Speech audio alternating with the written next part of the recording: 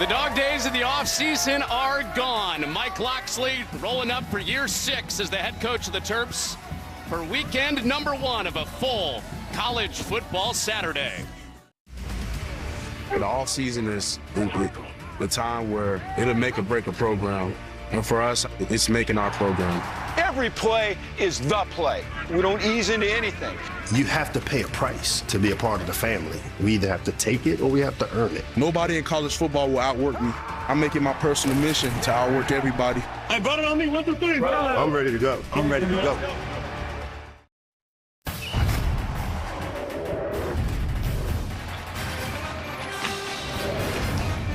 As Mike Locksley said, it is great to be back. Welcome to College Park as the Terps take the field for the first time, taking on the Uconn Huskies, who are looking for their second ever Big Ten win on the road today at Seacoast Stadium.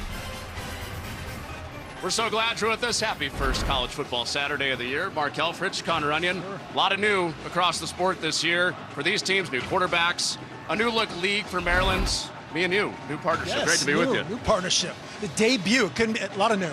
Quarterbacks, playoffs, coaches' bodies. Look at Coach Locks walking out there all smooth. Quarterback questions on both sides. O-line questions on both sides. No question. We've got crab cakes. We've got football. We've got Maryland. All good. Yeah, that's Wedding Crashers 101 yeah. right there. Let's get you the news that Maryland fans have wanted all offseason. The new quarterback is Billy Edwards. Yeah, Billy Edwards really, won the job probably with that defeat of Auburn, really the domination of Auburn in the bowl game by this team. But he's going to rely on these three guys, the three seniors. Roman Hemby, the most underappreciated back in this conference, versatile, tough, and then let's go outside. Ty Felton, legit track speed. He'll go and get it. And then Caden Prather, he'll go up and get it. A little Maryland hoop, Uconn hoop, go up and get it. Big, physical guy. Can't wait to see these weapons at Billy Edwards' disposal. And I can't wait to see the new quarterback for Uconn as well. Nick Evers comes in from Wisconsin. Yeah, your typical story, right? The commits to one place, ends up at OU, ends up at Wisconsin, and now he's here. The word coming out of Uconn's camp, Mike Vick comparisons is what they're making so far. He's pretty good. Jim Mora, of course, coached Mike Vick with the Atlanta Falcons, the head coach of the Uconn Huskies now. Can't wait to kick this thing off. Uconn and Maryland coming up next for the first time in 2024.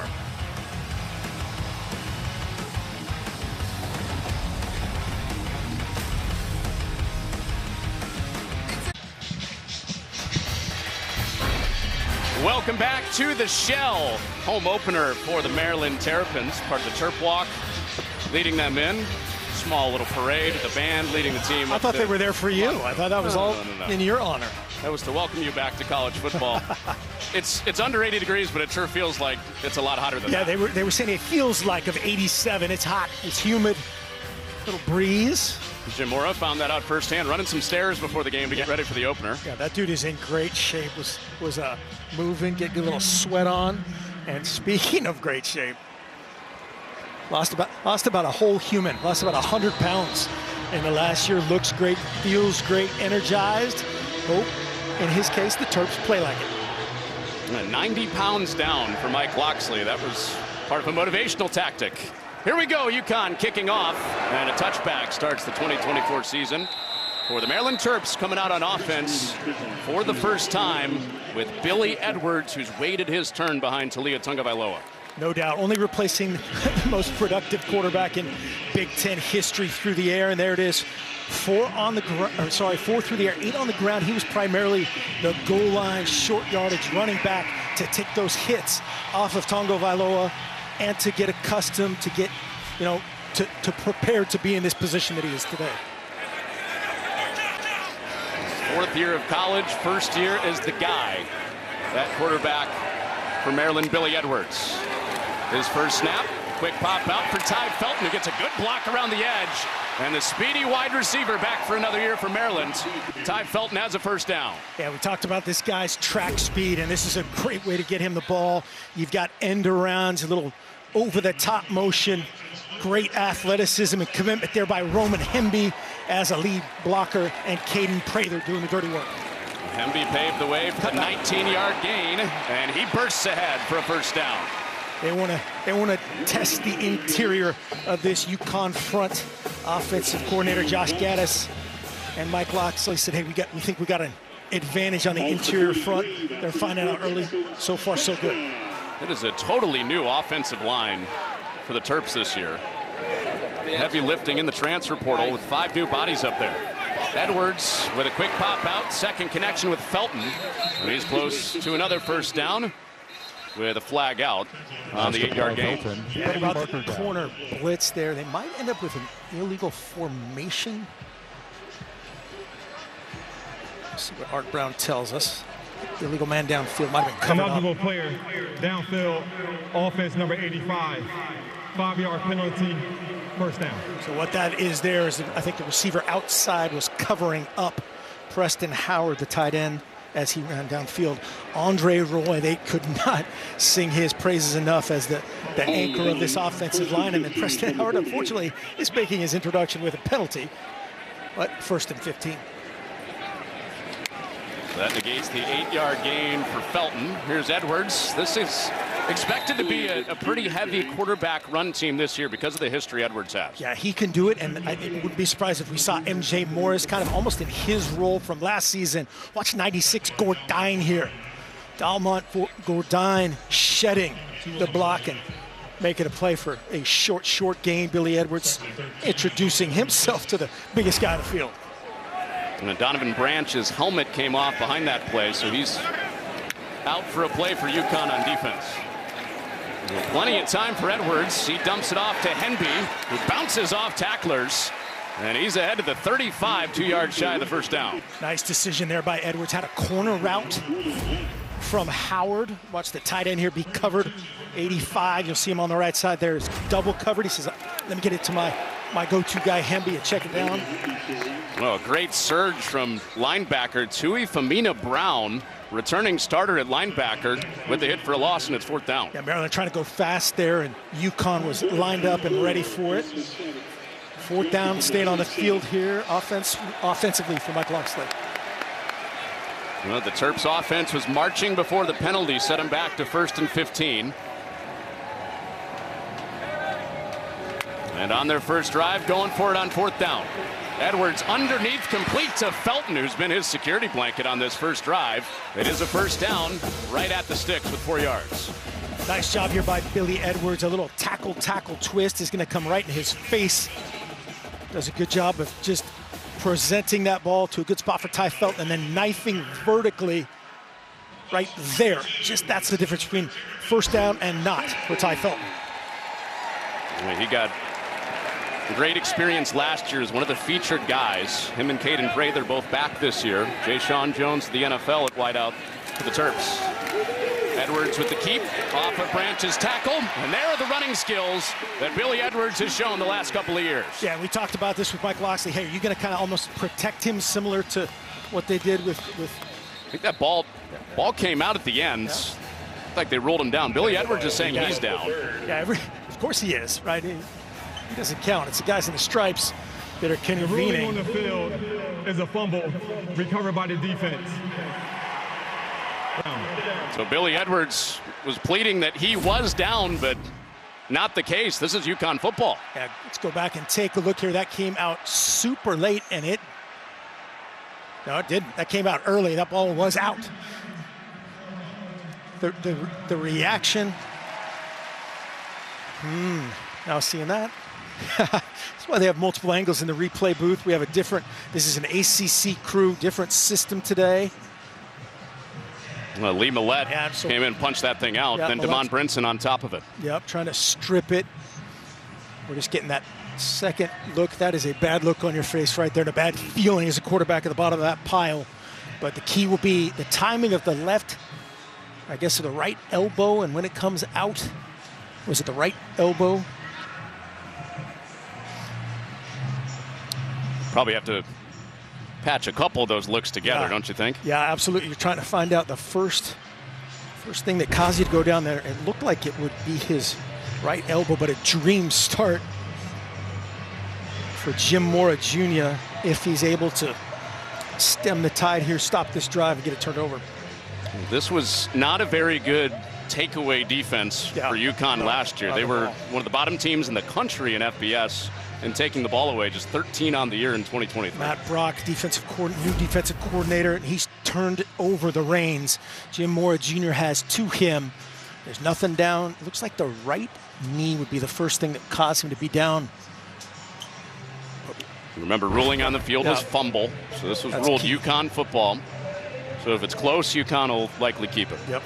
Which it looks like it will be close. Oh, there's traffic of kind of patch all these looks together. That's what they're doing. Is it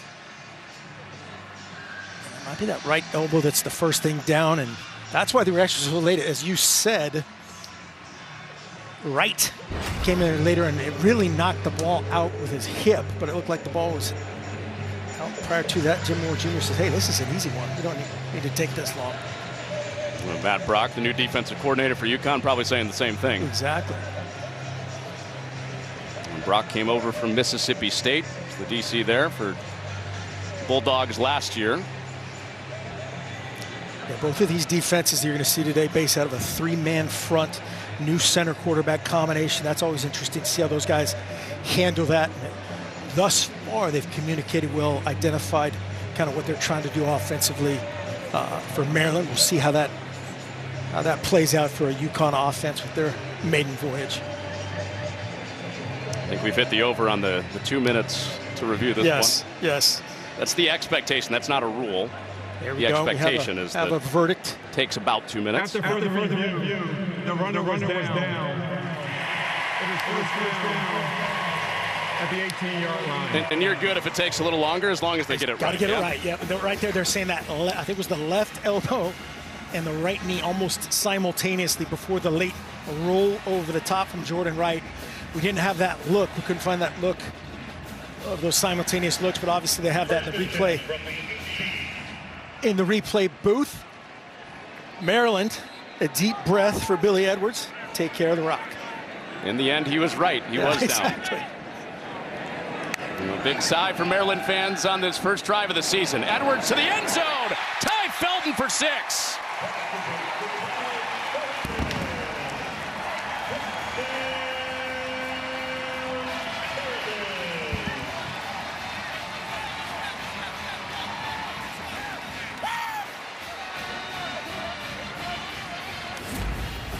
Great protection right here. This is going to show.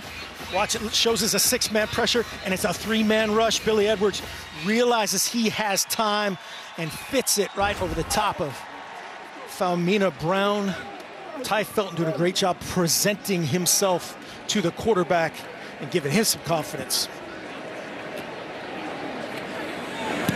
So Billy Edwards won a 3-man quarterback battle in camp. There were some questions outside. Could Billy Edwards throw the ball? Known as a runner, he answers some questions on the first drive, feathering it over the top for a touchdown to Ty Felton.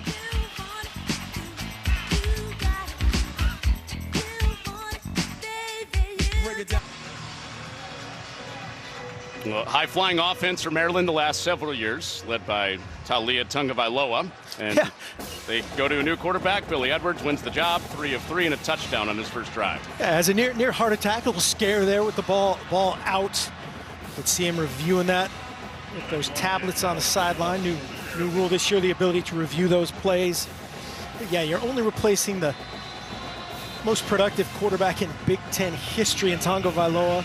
So far, so good for Billy Edwards. The Auburn Bowl game and the debut drive, looking good. Survived a near fumble that was overturned by replay and converted on a 4th down. And now Uconn will get to touch for the first time. Kick from House was short and chased down from the back ends. Brett Buckman brings it across the 20-yard line. So Nick Evers won the job in camp after transferring at the end of spring, after spring practices at Wisconsin. Came in, Uconn paid him some money. New world in college football, and now here he is as the starter on opening day. Yeah, Jim Mora Jr. was great at the press conference, right? He said, yeah, I mean, probably, right? When in doubt, go with the guy we paid. But this guy he has that dreaded P word, potential, right? He's been great. He was great in high school, 4-star guy, as you said, highly recruited, highly regarded, very athletic. And we'll see his debut snap right now. He hands off to Cam Edwards, returning running back, carves out some space on the edge, and a good start to take some pressure off their new quarterback, Nick Evers. That is exactly right. Great job. Just all the little things on the first snap. Catch it, Wesho. Great job of organizing the front here for Gordon Sampson's offense. And then Cam Edwards, you said it, settle down. I'm a Connecticut native. I'll take care of the rock. Be physical. Be a little Roman Hemby. New offensive coordinator Gordon Samus. Heavy running background as the offensive line coach. And that flip to the edge from Mel Brown is chopped down by Glendon Miller at safety. Glendon Miller, great job. This is one of the biggest worries of coaches coming into this opener. Tackling in space. Here's your first answer. Great job getting Mel Brown onto the ground. Great job feathering it on the edge by Donnell Brown. It's a guy to watch. Glendon Miller, Maryland staff, including Brian Williams, their defensive coordinator, think he's ticketed for the NFL at some point. And his tackle brings up second down, and Evers' first pass is knocked out of there. Lewis Hanson, the target. It was Dante Trader flying up to knock that away. Yeah, this front is going to try to be in the backfield a bunch today without Quayshawn Fuller, who has an illness, Coach Locke said, replaced by Fontes. Kellen Wyatt and Donnell Brown on those edges. And those linebackers inside so good. The guy that's going to get tested today, Perry Fisher. He's the new kid on the block. They're going to see how good this highly touted corner is. And 3 new starting DBs for Maryland. A couple guys gone to the NFL. Evers rolling the pocket, shows off the arm, but behind his intended target. And incomplete to bring up fourth down. He was looking for Ezariah Anderson beyond the chains. Yeah, that looked like a pretty good ball. He's trying to stop Anderson with that back shoulder throw. You're going to see a little high-low over that outside and try to bring him back inside. That's when you got to make for that young quarterback. I think that's a pretty good throw under pressure, but he's feeling Trader coming down hard as well. It brings out Connor Stutz to punt for the first time. And Nick Evers in his first drive, his quarterback, a first down, and then a drop ball. It'll put Maryland's offense back onto the field. Some contact. Wisloski called for the fair catch, but flags stay in pockets. Yeah, that's the determination. It wasn't malicious, wasn't hard enough, whatever that determination is. When Chris Hudson came in, and there was definitely contact, no flag. Maryland with a long field next. Talia Tagovailoa, one of the most legendary quarterbacks in Maryland history, if not the best, certainly one of the best, with all those records after a 4.5-year run as starter. Yeah, just demolished the school record book, the Big Ten record book. And then, as we said, so far so good for Billy Edwards Jr., checking it down to his old standby, Roman Hemby, and then a great little cross-face action there by Ty Felton to win that race back to the ball at the goal line. No problem, 3 for 3. Some drama on that first drive. I was going to say, and a near disaster. That's the life of a quarterback right there. Went from fumble on his first drive to being overturned and throwing a touchdown. He gets Caden Prather involved for the first time. You mentioned it at the top, Mark. With the skill guys around him, there could be a lot more pressure than there actually is on Billy Edwards to perform at quarterback in his first year. No doubt. He's got backs, plural. I think we're going to see at some point MJ Morris today almost in his role last year. And so, again, that just takes the pressure off, takes some hits off of him in a different way than Tagovailoa. But Billy Edwards still has to be him. They're running the read game. You can see they're going to, quote-unquote, put him at risk anyway.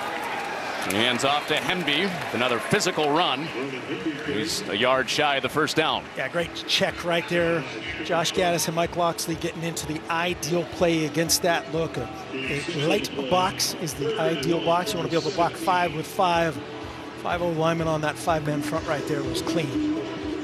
This quarterback battle that took shape for Maryland in the offseason got some juice added to it when MJ Morris transferred from NC State, where he started 4 games last year, and we will see him today.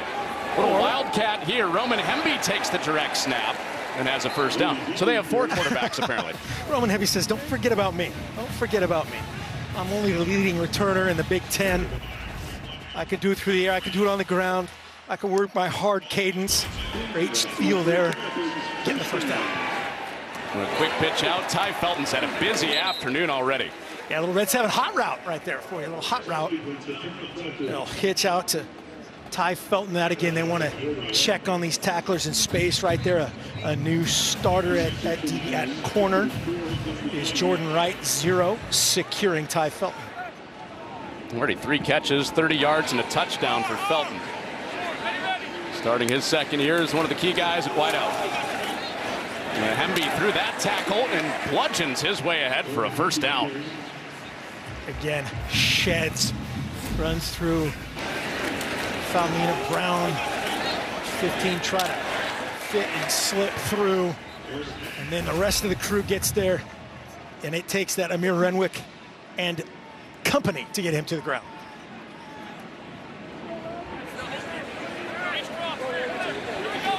Watch the center up front doing a great job communicating.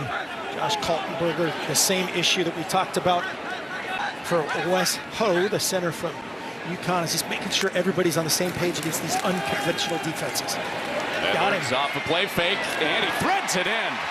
Tight window throw for Edwards to Octavian Smith, who's on the board with his first catch in 2024. Yeah, he had Caden Prather wide open. They'll watch that on the tablet on the sideline. You'll see number 1 show up on the left side of this. He said, I'm going to fit in the harder throw right here and get it to Octavian Smith, get him dialed in. Well, Smith expected to be the number 3 target outside Prather and Felton. For the Terps with Jay Sean Jones gone to the NFL. Here's one of their exciting new pieces. Nolan Ray breaks a tackle. Home free. Nolan Ray rumbles for a touchdown.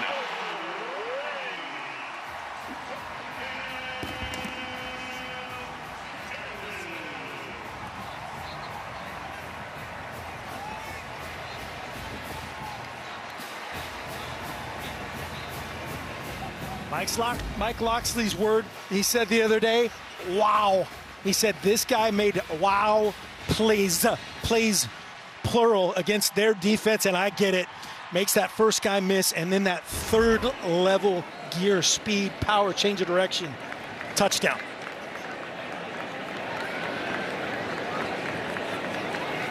Yeah, that was quite the descriptor. Just wow. Yeah, wow, wow. Anything else, Coach Locks? Man of few words. Man of less pounds, man of fewer words. Nolan Ray, the freshman, to the house in the opener.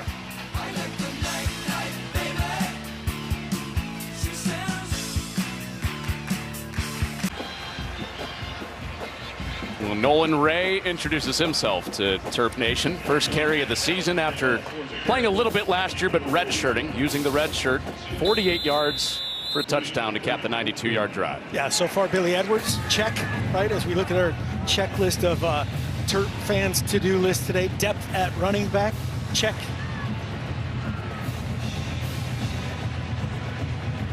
Edwards 3 of 3 on both drives, 6 of 6 through the air in his first start as the Terps quarterback. Another returnable kick for Uconn, and there was a seam there. It closed fast across the 20. And Nick Evers coming back out after the Brown return. He was at Oklahoma. This was a highly recruited guy. He was behind Dylan Gabriel, one of the Heisman favorites going into this year at Oregon. Then they brought in Tanner Mordecai as a transfer at Wisconsin, so and he was down at system, totally different really than what he does. Running the air raid there, and at the end of the spring he comes to Uconn and gets a little bit of money, gets a starting job, and here he is today making his first start. Yeah, and had a tough first drive. Not really his doing. Had some pressure in his face, had a drop. See what they do on this one. A little unbalanced. And off a play fake. This is one of Evers' strengths, is the run game. You mentioned the name Mike Vick, somebody that he was compared to heading into his first start. Yeah, a little bold, but that, you know, he's fast, right? We know that. We saw the 4.5 speed in high school, and right there, he's physical. Right there, that's a nice little design by offensive coordinator Gordon Samus, whose mom wants to call him Gordon. He prefers Gordy, right? We just learned that. But they're going to play to his strengths right off the bat. You've seen him on the moves and throw a screen. See him right there as a predetermined quarterback run. Try to eliminate a ton of thought and just play. It was nice to play to both Gordy and Gotta Gordon. keep mom happy. Absolutely. Outside run. It'll be 3rd down and short coming up. You know, the thought is Gordon Samus, for the moms out there. The thought is this is going to be a run-heavy offense because his history as the offensive line coach. But said Nick Evers can really spin it. That's not necessarily going to be what we do all the time, is just load up and run it. Exactly. He can spin it, and then you look at the weapons they've brought in. Skylar Bell, TJ Sheffield, Big Ten transfers that everyone's familiar with. On a 3rd and short, they give it up the gut, and they have the 1st down. And then he wants to be able to do that. Just hammer the ball. Give the ball, not a read play every time. Had the option, had a couple of things, good diversity of scheme. Right here, just a little hardball, downhill, tight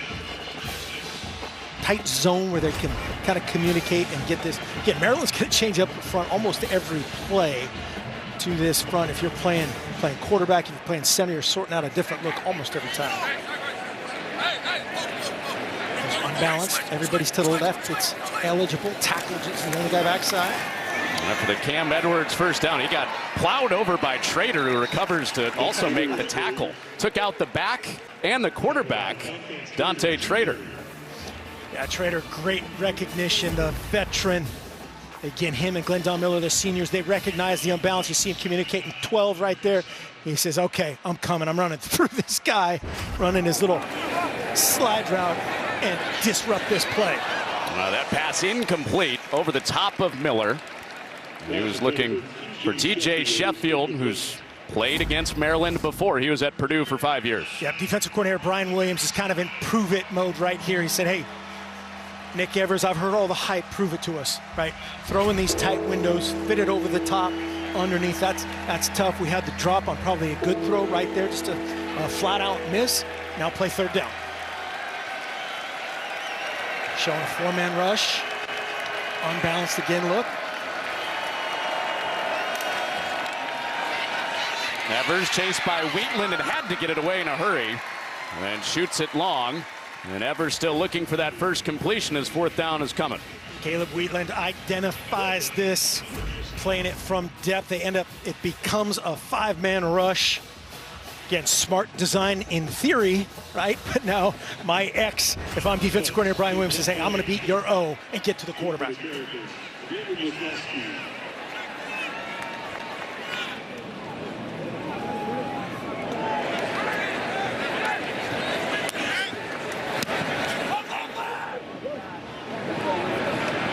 A returnable for Wisłowski, and he goes down. Clipped down, good special teams coverage once again for Uconn. And it'll be Maryland back on the field when we get back after Wheatland had the pressure. Saying no. Full day of college football coming your way on FS1. North Dakota and Iowa State next. UNLV in Houston. Nightcap has Wyoming against Arizona State. All right here on FS1 Let's go. and the Fox Sports app. Great ball. All day long. You're going to have your feet up at the airport and locked into FS1 all day, right? Absolutely. On the plane as you fly 6 hours home. We might see MJ Morris this drive and coming back to Billy Edwards. Here's Edwards out the back door as a lead block from Prather.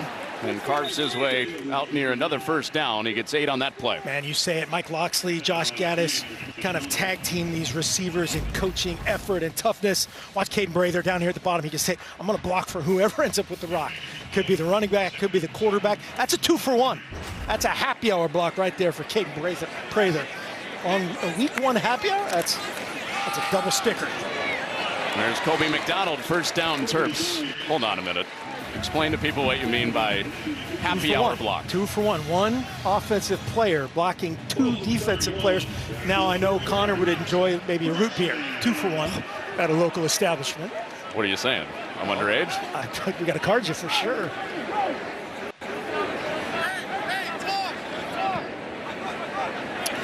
can see that secondary of Uconn trying to protect their inexperience with that shell. Edwards says, I'll check it down. Yep, dumps it down to Heavy going upstairs. Not the result he probably wanted, but he got way up there. In his mind, he jumped over those guys. This guy is physical, he's athletic, and he's almost an Olympic high hurdler. If Jaden McDonald doesn't come in there at the end, he might have cleared it. Defensive guys do not like it when offensive guys do that. Is that a happy hour tackle? That was 2 for 1 there. There should be a lot of those. Here's Hemby finishing forward. We've seen that a lot today. Yeah. Third down's coming up. Hemby with the shoulder pads driving. Yeah, this is a good basketball matchup right there. Right there. Jaden McDonald took a charge. He took the shoulder from Roman Hemby and got run over, setting up a 3rd and short. This is bringing back memories. Caron Butler against Juan Dixon. Early 2000s hoops. Oh, stuck in the hole. Hemby is knocked down by McDonald, who got him on the hurdle earlier.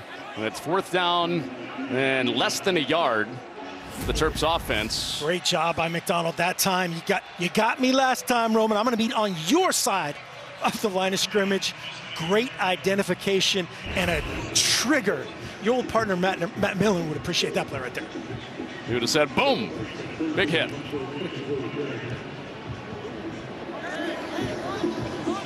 So punting unit out for the first time for the Terps after they went 75 yards and 92 yards down the field their first 2 drives and scored touchdowns.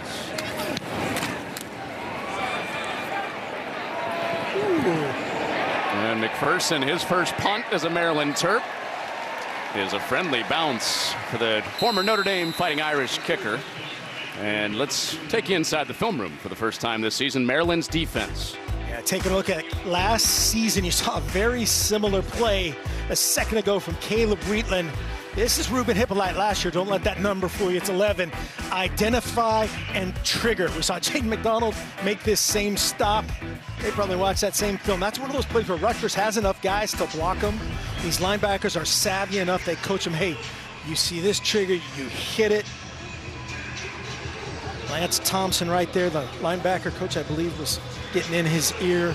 But Ruben Hippolyte, so good, had to change his number so, teams could key on somebody else for a second. That's Tarheeb Still's old number, cornerback, who's now with the Chargers in the NFL. A long field for Nick Evers. Third drive is the Uconn quarterback, and he has lead blockers in front. And he is run down by Glendon Miller, saying, I am here. I am here. I have fabulous hair, but I have to leave the game for one play because my lid came off. Put that ball away, Nick Evers. Ooh. Great pursuit. It looked for a second like they really had something going, but Maryland did a great job right there stretching it out. I think it was Kellen Wyatt who was kind of playing him wider and wider and wider, didn't let him get squared up. Well, that is a great plug and play. Glendon Miller was mostly a nickel back last year, situational type defensive back. Bo Braid just made the Ravens roster, and Glenn Miller fills that same spot on this defense. Yeah, Glenn Miller, great in space, coming downhill again. We saw Dante Trader's another hard ball inside run, gets a little bit of progress and then stop for a short throw down. But those guys, you've seen it, what they can do right there. Speed in space. They don't break down. They run through physical tacklers. They know the other guy's going to be there to overlap if they happen to rarely miss. Uconn can wait this out and flip fields, go to the other side. Play clock at 20, game clock at 15. So one of those ones where Coach Moore's in his ear going, hey, if we have the perfect look, run it. If not, let's play second quarter, and they like it. Pressure. And they got the look they like, and the first completion for Evers is to Josiah Gathings, the former Akron Zip, closing out this first quarter with a first down. Couple new quarterbacks getting broken in the opener. The Maryland Terps with the early edge at quarterback and on the scoreboard. Edwards with a touchdown on his first drive. Then Nolan Ray into the end zone for the Terps.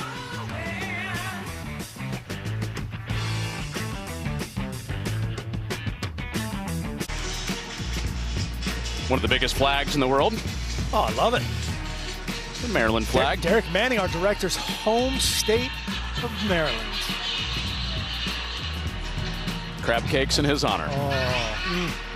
The running game for Maryland popped on top of Billy Edwards chucking it around in that first quarter. Yeah, and then finally Nick Evers could get off the schneid there, convert that first third down, complete that first ball. Big weight off his back right there. And Nick Evers handing off to start the second quarter with Mel Brown. Little stumble, and he's out near the chains. Dante Trader got there. There's a flag. Yeah, I believe a couple flags now behind the play. They cheated to get around the edge there. Probably left tackle. That was a quick edge. Offense, number 71. 10-yard penalty on the previous spot. First down. Let's send the left tackle. The tackles are back. Sen and Chase Lunt are back at the tackles, but the interior around those two guys, brand new for Uconn. Yeah, this is their bread and butter play. You see 71 there. That stretch play happened obviously before that. That's nice design though. Again, get two backs in there, some of their best athletes blocking for each other that time. Unfortunately for Uconn and Jim Moore Jr. flagged. So that negates that run and also some of the yardage they got on that first down just before the end of the quarter. And right in the back of his own guy, Evers gets 4 yards. You can tell that he's been coached. Hey man, when you see some daylight, hit it. Had a chance there as he grows into this role to kind of cut that back. Had a nice little run lane out the back to him, but well defended by Maryland. And this is not where Uconn wants to live with your new quarterback on the road against this disruptive front. Showing a little pressure on the edge. Pre-snap there. Yeah, Gordon Samus checking it. Getting his young guy to look over to the sideline, get to the right play, and there he comes. And running to that side of the formation, and that is stacked up. Several Terps there, led by Michael Harris at backer. Yeah, and you saw it. You saw it too, and you'd think they'd probably get out of that ideally from the sideline. You saw the pressure coming. You see 13. Showed his pressure, then he looks to the sideline and says, oh, yeah, you still want me to go? Stark says, no problem. I'll set the edge here. Him versus Lewis Hanson. 1 win for the Terps. So because of the holding, it's a 3rd down and long for Evers. And screen play, Hippolyte couldn't quite get there, but plenty of ground to work with for that Maryland defense, and Cam Edwards is tackled 8 yards short of the first down. Yeah, great ID right there by Hippolyte. Watch 4, just shot out of a cannon. They brought a 5-man pressure. Great design, but they couldn't climb to Hippolyte, and this is where Cam Edwards trying to make the most out of that 3rd and 16 screen situation. Great job rallying to the ball to get off the field for that Terp D. So 3 drives, 3 punts. Connor Stutz out again for Uconn.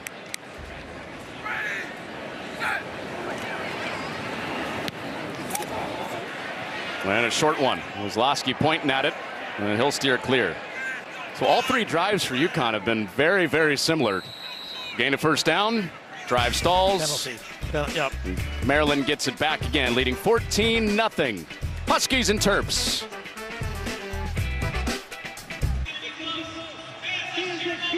MJ Morris. Breaking news. Is coming onto the field at quarterback. He was one of the guys that competed for the job with Billy Edwards. This was expected today, and this is not a 2-quarterback system. But Mike Loxley wants to develop MJ Morris after coming in from NC State. Yep, just as he did Billy Edwards with Tonga Vailoa, as we've mentioned in the past, of why that happened. He wants to develop this guy, loves his skill set. It's a different set, a different game plan, a different package. And here we go. And a flag out before his first snap.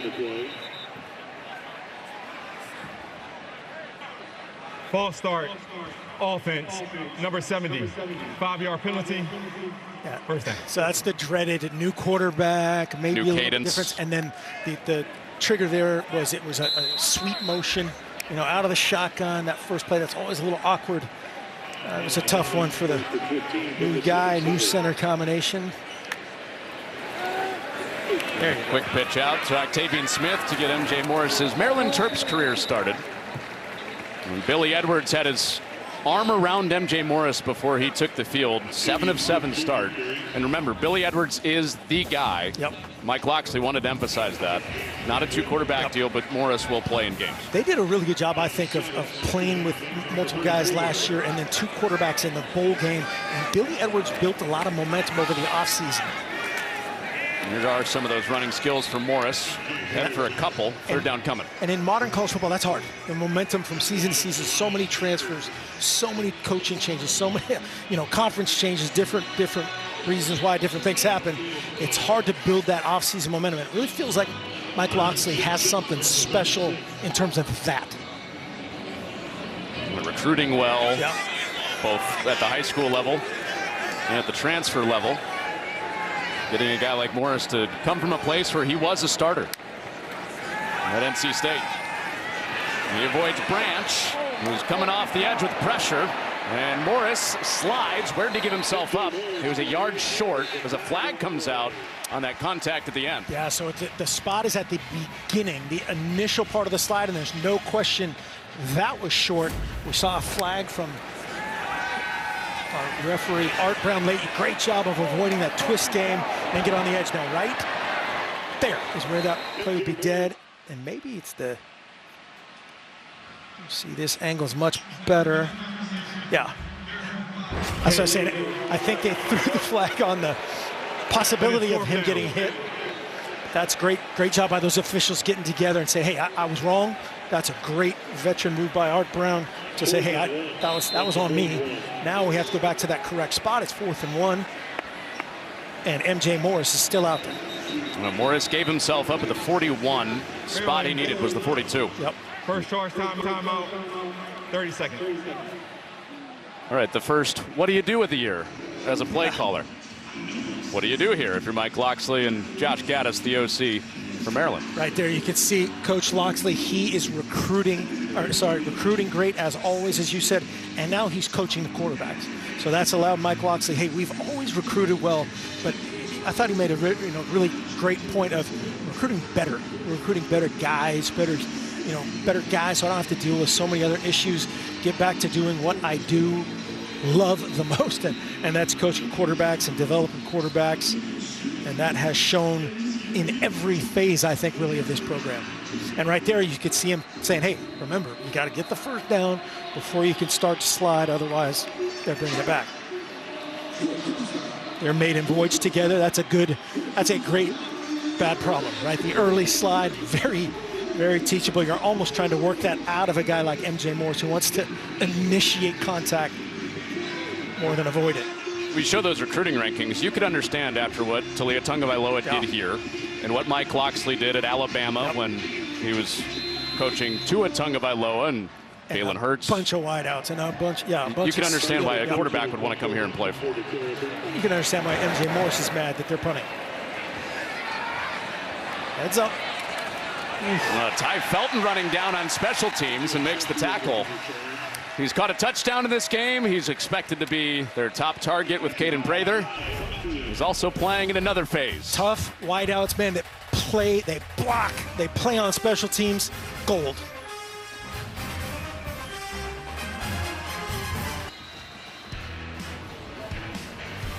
Well, what do you get? What do you get when you come to Maryland? Crab cakes. Yes. Football. Yeah. What do we get when we come to Maryland? Big reveal. You signed a nice deal before the game. Big, cheesy crab pretzel. Are you kidding me? This thing is like 20. The first ingredient, pounds. onion. That's the first ingredient, onion, in the recipe. Yeah. I looked at. There was no cakes for you, but giant cheesy pretzel, unbelievably good. It is super heavy. It is heavy. Do curls with that thing. Mm-hmm.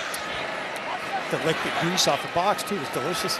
So crab cakes check. Here's the football, big hit. And Victor Rosa hangs on to that after taking a shot from Trey Reddick. Yeah, Victor Rosa, nice job hanging on to it. The Bristol, Connecticut native. They like him in this role, playing everywhere. He's 100% now for the first time in a long time. And they get him back-to-back touches. He was a big part, Rosa was, when Uconn went to a bowl game. And Jim Mora's first year as the head coach, he had 11 touchdowns as a true freshman. Yeah, versatile, and you see it right there. Tough, physical, great hands, courageous to the ball, setting up another critical third down.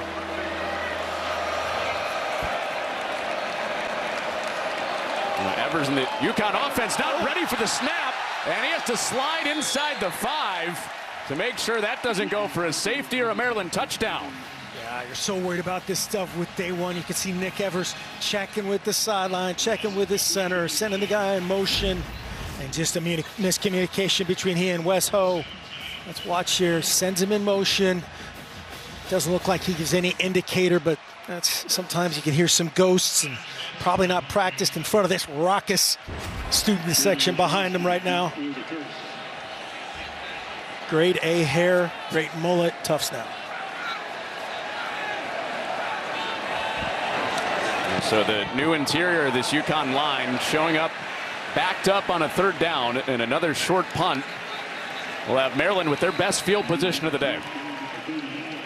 Just a 35-yard punt after the surprise snap. So Maryland the last 3 seasons, they've won 7+ games. They've been to a bowl game and won a bowl game in all 3 of those years. Yeah, just great stuff from Mike Locksley, and this is what they've expect. You know, they always talk about the Maryland finish of the season, and part of that's conference driven, but the thing is, these are things that have never been done at this school before, and very, very impressed by what that man right there, this program, this university, this community, this region have done. Billy Edwards coming back in says, thank you very much for that field position. They give to Roman Hemby, who has 4 yards on 1st down. The thing now for Mike Locksley and the Terps, I mean, they looked each other in the eye preseason. They're very aware. 4 new teams joined their league, but they're not satisfied with 7-8 wins anymore. They want to take it to the next level, obviously, and they're unafraid of Oregon, Washington, USC, and UCLA coming in. Yeah, very confident program right here. Again, built a lot of momentum through this offseason. That ball is knocked down. Hands on it for Renwick. Off the edge, got hands on the Billy Edwards pass. Yeah, Renwick, great job getting vertical, getting right in the throwing lane. He's a Baltimore native. Guy has to show up. Watch him get in the throwing lane of the RPO right here. Pulls it out of his belly. Look at that fur. That's just like you on the hoop court. Block shot. Well, that was more Donovan Klingen than anything. National championship winning center for Uconn men's basketball. On a 3rd down, Edwards. And a bullet complete. Prather makes the sliding catch, and there's the arm strength for Edwards with the flag down at his feet. And that's great communication inside out. You could hear the communication from the offensive line. Back to Roman Hemby, picked it up. Personal foul, roughing the passer, defense number 7. That penalty's a 4. Automatic 1st down. Stafford gets the penalty. Roman Hemby picks up the corner blitz right there. Just late. He pulls up. He knew it. Not you know, the most malicious roughing the passer of all time, but definitely late. And Stafford knows it. Late and kind of on the borderline of that passing posture that the officials look for. Defenseless area. Yep. And passing posture for the officials is during or right after quarterback is ready to throw the football. So tack that on. Wow, that snap hits the motion man and goes careening to the sideline. Wow. Game one. You could hear that. Yeah, again, watch this look. They're communicating. They're trying to check to something else. Kaltenberger sees this front right here. There's 2 guys over my face. That's on Billy Edwards right there. You got to let that either snap it sooner, right, first, or let him bypass. That's game 1 against a different look. Probably have never practiced it necessarily against that look. Coach Locksley going, man, I look good, but that's not how we designed it. I look good, but that didn't. That's exactly. 4-man rush. So after Knotts has a careen off the knee pad, Ty Felton is out of his reach. And good coverage from Jordan Wright, transfer from Kansas State in his first year at Uconn. K-State could play some defense, little outside leverage. He knows who he's dealing with there. Gets back over the top and then does whatever that is. Is that a sword? What was that? Sheathing. It's the seat belt. Oh, lock it up. Lock it up. Quick pop for Prather on the screen, and he's back near the original line of scrimmage. It'll be 4th down, and the field goal unit's running on for Maryland's. Little, screen fest here for both teams, anticipating pressure. Nice design. That time they played zone, only brought 4.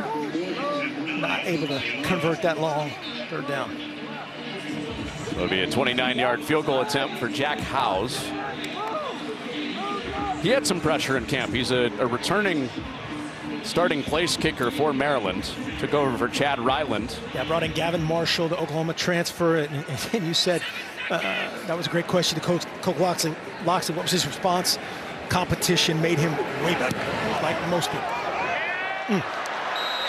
And that is good inside the upright. Good, yes. Little room to breathe inside the post.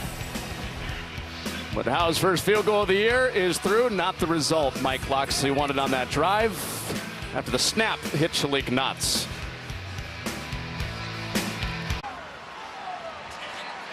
Well, Maryland has a new superfan as of this offseason.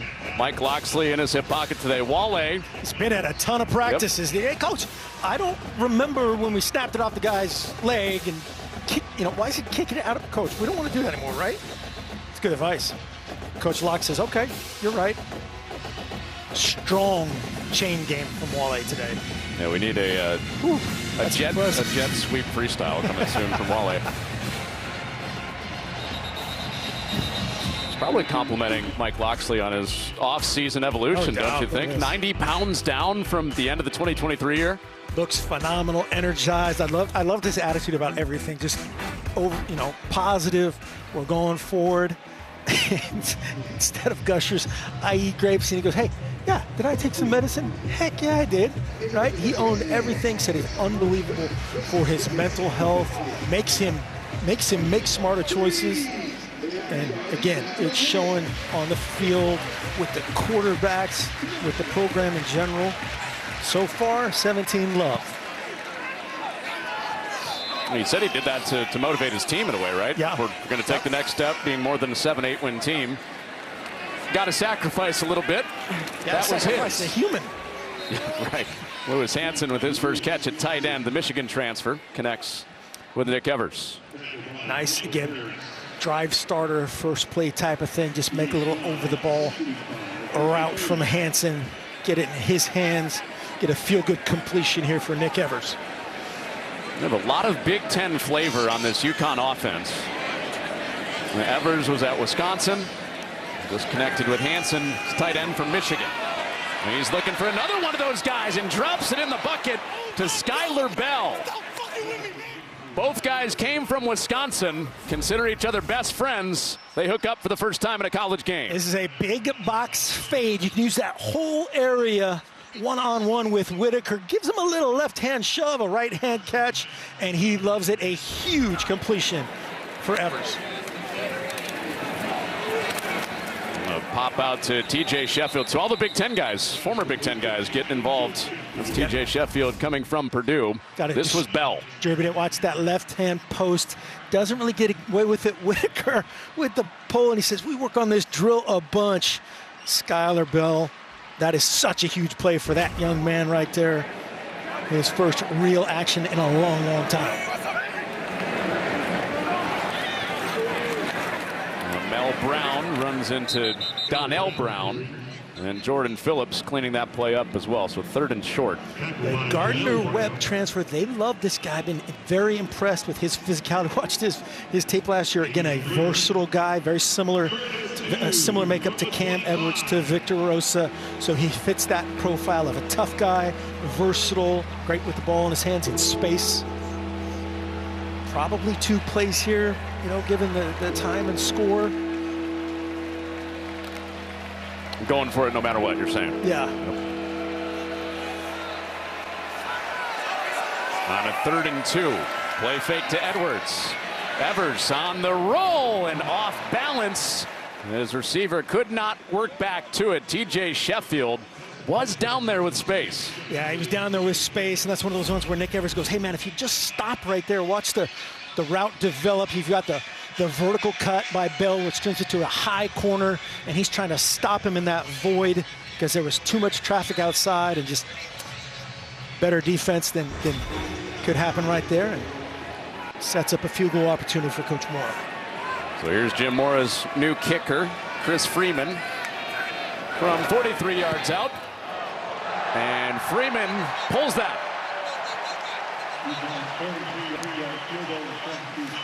That's in that dead zone right there for him and for Coach Moore. That's why I thought they might go for that again. 17-0. Totally understand why he did that right there. And you want to get your new kicker, as you said, off to a good start. Unfortunately, just wide left like Max Linewan's driver. That would have gone the other way.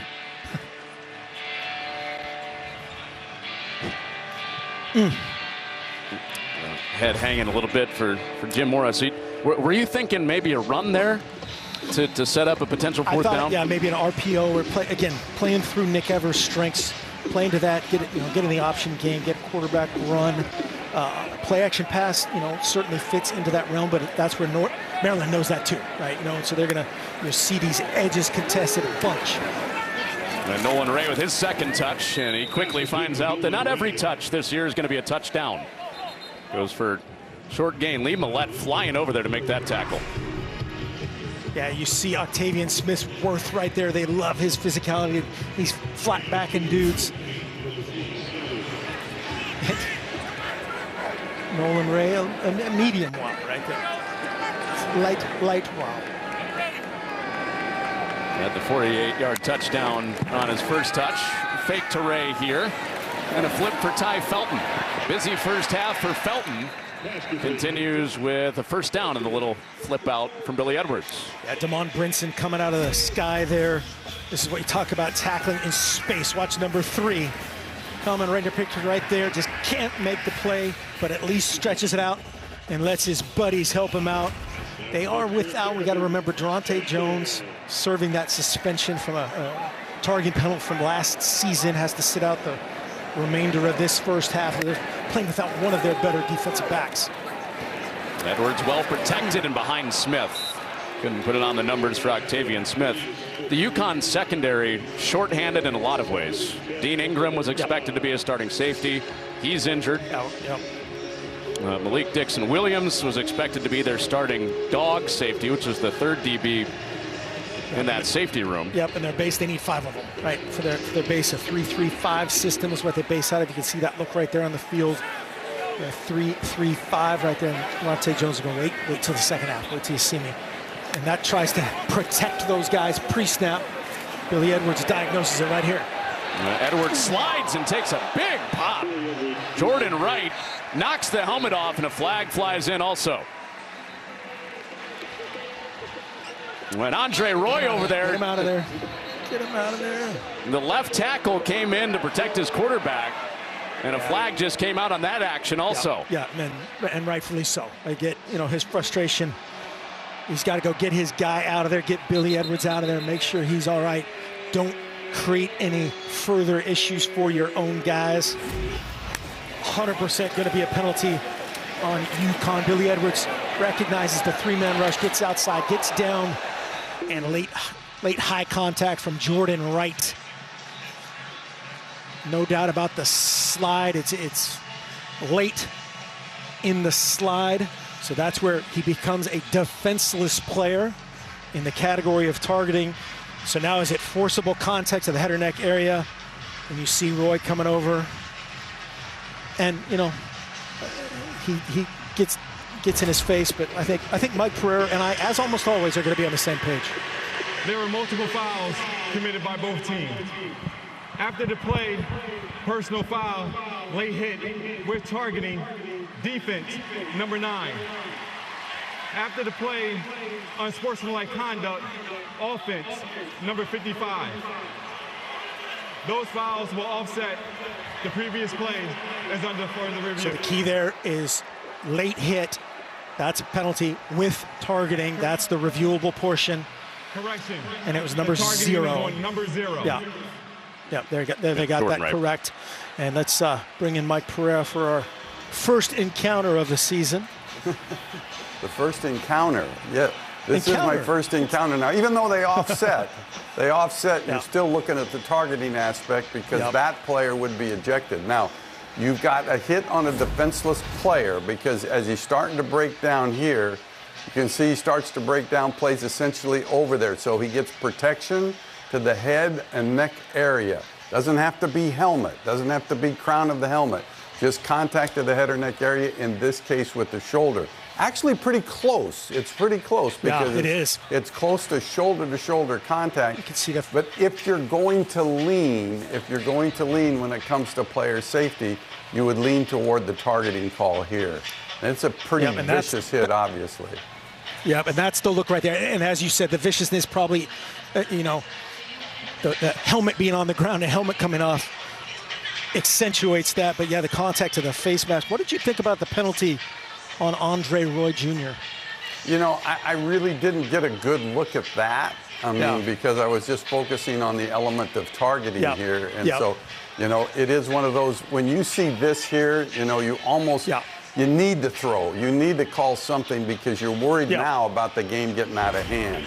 And great point. After further review, the foul for targeting has been confirmed. Defense number 0 is disqualified. Well, and one thing as a reminder for college football fans tuning in for the first time this year, targeting cannot stand. It's either confirmed or they take it off the board. So Mike was talking about kind of that gray area. It was close to the head and neck area, but yeah, that look we had, almost the wider look was the better look there, where you could see the contact. I think the first contact was the face mask. That's the head or neck area by definition, and Mike was absolutely right. So strong first encounter with Mike Pereira on the year. Nailed it as usual. I could lip read right there, Coach Loxley saying, "Hey, what was our penalty for?" And Andre Roy, and I think Mike Pereira made the best point of all. Bring it down, right? Bring down the temperature of the whole thing. He gets over on their sideline, confronts him. I totally get it. And you know, we don't know what was said, and the flop by right there accentuated the whole situation. Well, so Wright done for the game. Comes in the first half, so he will be ready to go in Uconn's second game of the year. Here's Prather. And on a 3rd and 4, sheds a tackle. And he has a first down. Caden Prather chased down by Renwick. Dangerous after a first down. Dangerous. 6'3", 210, screen in space. Watch him stay square once he cuts right here, gets a vertical, stays square, stays powerful, avoids that first contact, 1st and 10. Well, if you're Prather and Felton now, Jordan Wright was just disqualified from the game. You're licking your chops. Plus all the other injuries for Uconn in the secondary as Hemby breaks free for a first down. You have 3 injuries back there for Uconn coming in. Plus, you have Ronte Jones out for this first half from his targeting, and now Jordan Wright is out for the game. And Mike Loxley, we'll see what he does here. We've got the new 2-minute timeout. That's not the 2-minute warning, that's the cousin, right? 2-minute timeout here. Billy Edwards saying, hey, let's finish this with a touchdown instead of a field goal.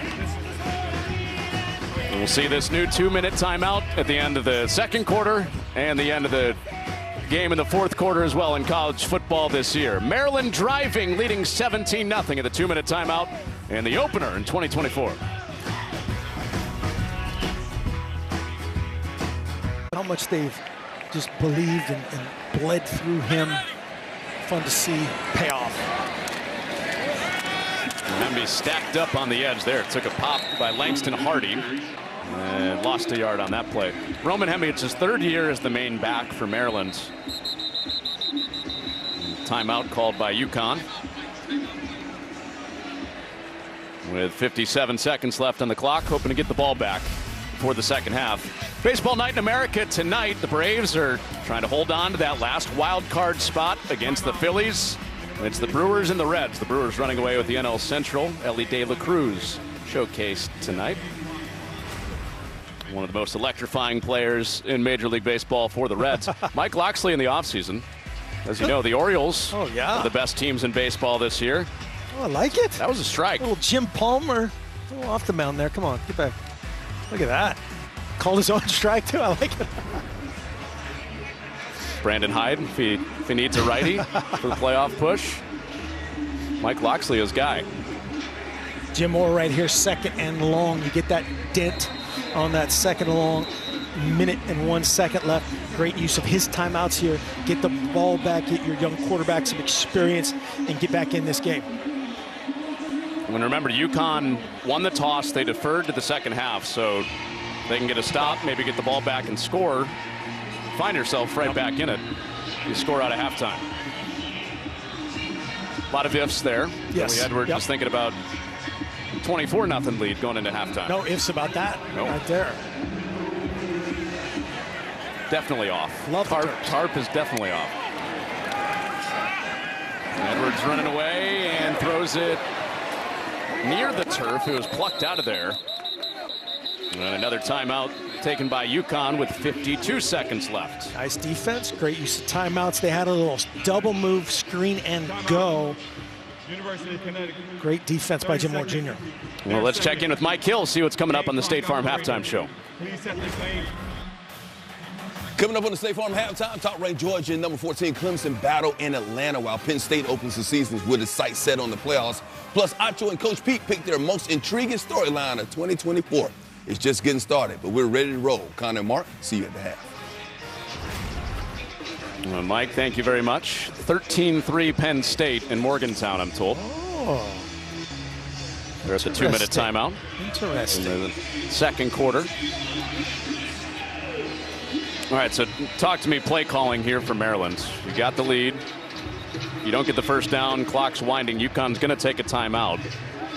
Do you force them to take the timeout, or do you go for the 12 yards and keep the drive going? Oh yeah, you're trying to convert here, no doubt about it. You're under a minute. You still have 2 timeouts. You can kind of do anything you want after this first end, so you got to convert. Right? They're not in a situation with Billy Edwards in terms of we doubt him. We better throw a screen, better run a draw. They can just play football and get their best play. 4-man rush. He hits Prather, but an open field tackle is made on the perimeter by Cam Chadwick, and there's the timeout for Uconn. He was hanging on for dear life. He was. Hey, all you got to do right here, look at all this space down here, a little hitch, a little corner route over the top of that. Great job doing just that. He knows how much he has to gain, had to get 9 yards there, tackle this guy down. Great job by Chadwick, Cam Chadwick. That's a big-time play right there, and that's a win for that defense in that situation. Great job playing off. They were playing a little soft, 2-deep zone. Good reaction by Billy Edwards to get it in the right spot as well. And Cam Chadwick, a new starter at cornerback for Uconn. Even more pressure on him now. Jordan Wright, who we just saw a shot of, was kicked out of the game for targeting. He can stay in the team area, but he cannot play in the game. Jordan Wright the rest of the way at corner in his first start for Uconn. 33-yard try for Jack Howes, who snuck it in the right upright on his first try. Looking for a 20-point lead before halftime, and Howes is playing with that right upright one more time. 2-for-2 start in 2024 for Jack Howes, and it's 20-zip Terps.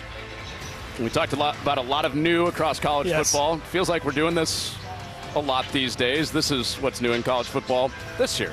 Yeah, incredible, and maybe UConn, right? We can do a little fog in there in the Big 12 conference here. A lot of noise behind that, becoming maybe the best basketball conference in the world, but just mayhem. Got to get your patches on. You got Texas and OU and their SEC, the Big Ten getting bigger and better as well, and Maryland with the shutout so far so good at this site. Tim Moore Jr. going to figure things out at halftime. If they're unable to get anything going on this return in this first drive, they get the ball back first in the second half. Better hair, that fan or Glendon Miller? I'm going to go that fan. That's passion. Glendon Miller's pretty sweet, though.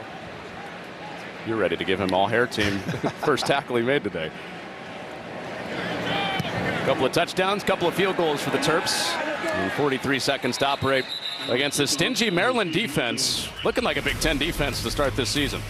They have been phenomenal. We knew about the veterans, and there they come. Glendon Miller coming out of nowhere, getting him on the ground, rallying to it right there with Trader and company.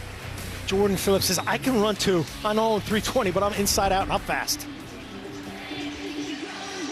Brian Williams, defensive coordinator, very confident in a calm way, very calculated, very intelligent play caller. And you can just see kind of the gears that he's pulling and moving around with a very talented unit. This defense has gotten better in every single year. It's been a progression. Now in year 4 as the coordinator, and that ball is picked off. There's Glendon Miller, his first pick of the year, and a takeaway for the Terps. I was just about to say, this is where you can work with your young quarterback and get him some invaluable reps. Absolutely not at all what you want to do throwing behind, but the Terp fans love it. A very similar route concept where we saw that last hitch throw, a little smash concept, and he sits on it and eats it. Now a question, did he get under it? Take a look right here. Replay taking a look at that, and I think he did. And no doubt about that. It's firm control. From my eye, Coach Moore goes, man, we had a good plan right there. Just check it down, just run, just throw it away. Don't give him the rock back, and it has been confirmed. It's dance party. Well, one of the best takeaway teams in the country last year. Maryland, second in the Big Ten in picks. They have their first, and Edwards right back to work. Over the middle, he throws a seed for a first down. Great feel right there by Wade of just showing 6'2", 238. Not the tallest tight end in the world, but great body control. On the ball quick, Edwards complete again. It's Wade again, tight roping the sideline. Out of bounds right there. They'll huddle up in this situation. Wade had a chance. He just had to secure that. There was nobody left. Both DBs right there went with Ty Felton. Couldn't regain his feet and stay in bounds, but that gives Maryland a chance to work on a little bit more red zone with 1st and goal. Well, Uconn was hoping getting the ball back 20-3, 20-7 at best going into halftime. Now Maryland thinking 27-0. And it's Hemby. That clock will move. Timeout. Maryland takes their second timeout. Uconn right there overloading the box, a 7-man box, very difficult to run into. And unfortunately, I think that is Jelani Stafford down, one of their best guys up front. Their second.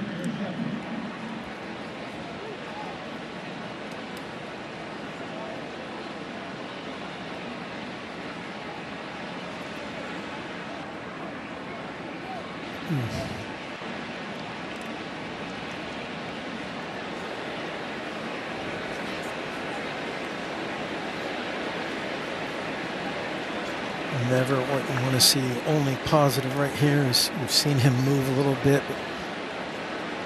But try to stabilize him.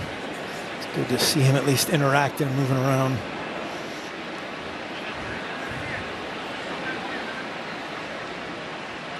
The absolute worst part of football when the trainers go on the field, man. These guys are unbelievable. He's a tough dude right there. Brownsville, PA, Youngstown State transferred. A lot of tough dudes from Youngstown State. So Stafford walking off. The nose guard went down on this 2nd and goal play. Carlton Berger just trying to drive block him and coming off and just wrapping up Roman Hemby. Probably, you know, probably in that stinger category. Don't want to guess, but. Maryland has 2 timeouts. So Maryland, because of a defensive injury, that's what our referee Art Brown was just saying, that Maryland did not have to use that timeout, so they still have 2. 16 seconds to do anything you want here. And they choose to pull it out, and to the end zone, it is incomplete. Pass incomplete from Edwards. They had a tight end leaking out. Ron Husbands could not quite get under it. Billy Edwards Jr., just a little delicate finish right there. And Husbands cannot cannot do what Glendon Miller did, get the hands underneath. You can see a great design there. You've got Wade and Husbands sliding to the backside. Great crossing action. Hits the ground. Edwards back to the end zone for Felton. Can't make the twisting catch. Good coverage from Damon Brinson to bring up 4th down. Great coverage right there on the perimeter. A zero blitz pressure right here from Matt Brock and company. They are bringing the house. And that's, again, a big box fade, a version of that. You got all that room to work. That Maryland flag well defended by Damon Brinson. Well, Brinson leading that embattled safety room right now. 2 injuries, 1 suspension in this first half. And with Ronte Jones expected back out of halftime after the targeting. Billy Edwards, that was the man. I would like to have that one back again. A little bit more chance, a little bit more air, a little bit more space. And a good first half for Jack Howes, 3 for 3 on field goals, and Jim Mora's defense holds Maryland to a field goal after the pick by Evers. Yeah, their best option right here is to give it that field goal. Great pick, getting the hands underneath. Like Glendon Miller goes, let's go celebrate. Offense, you go score a touchdown. Not so fast.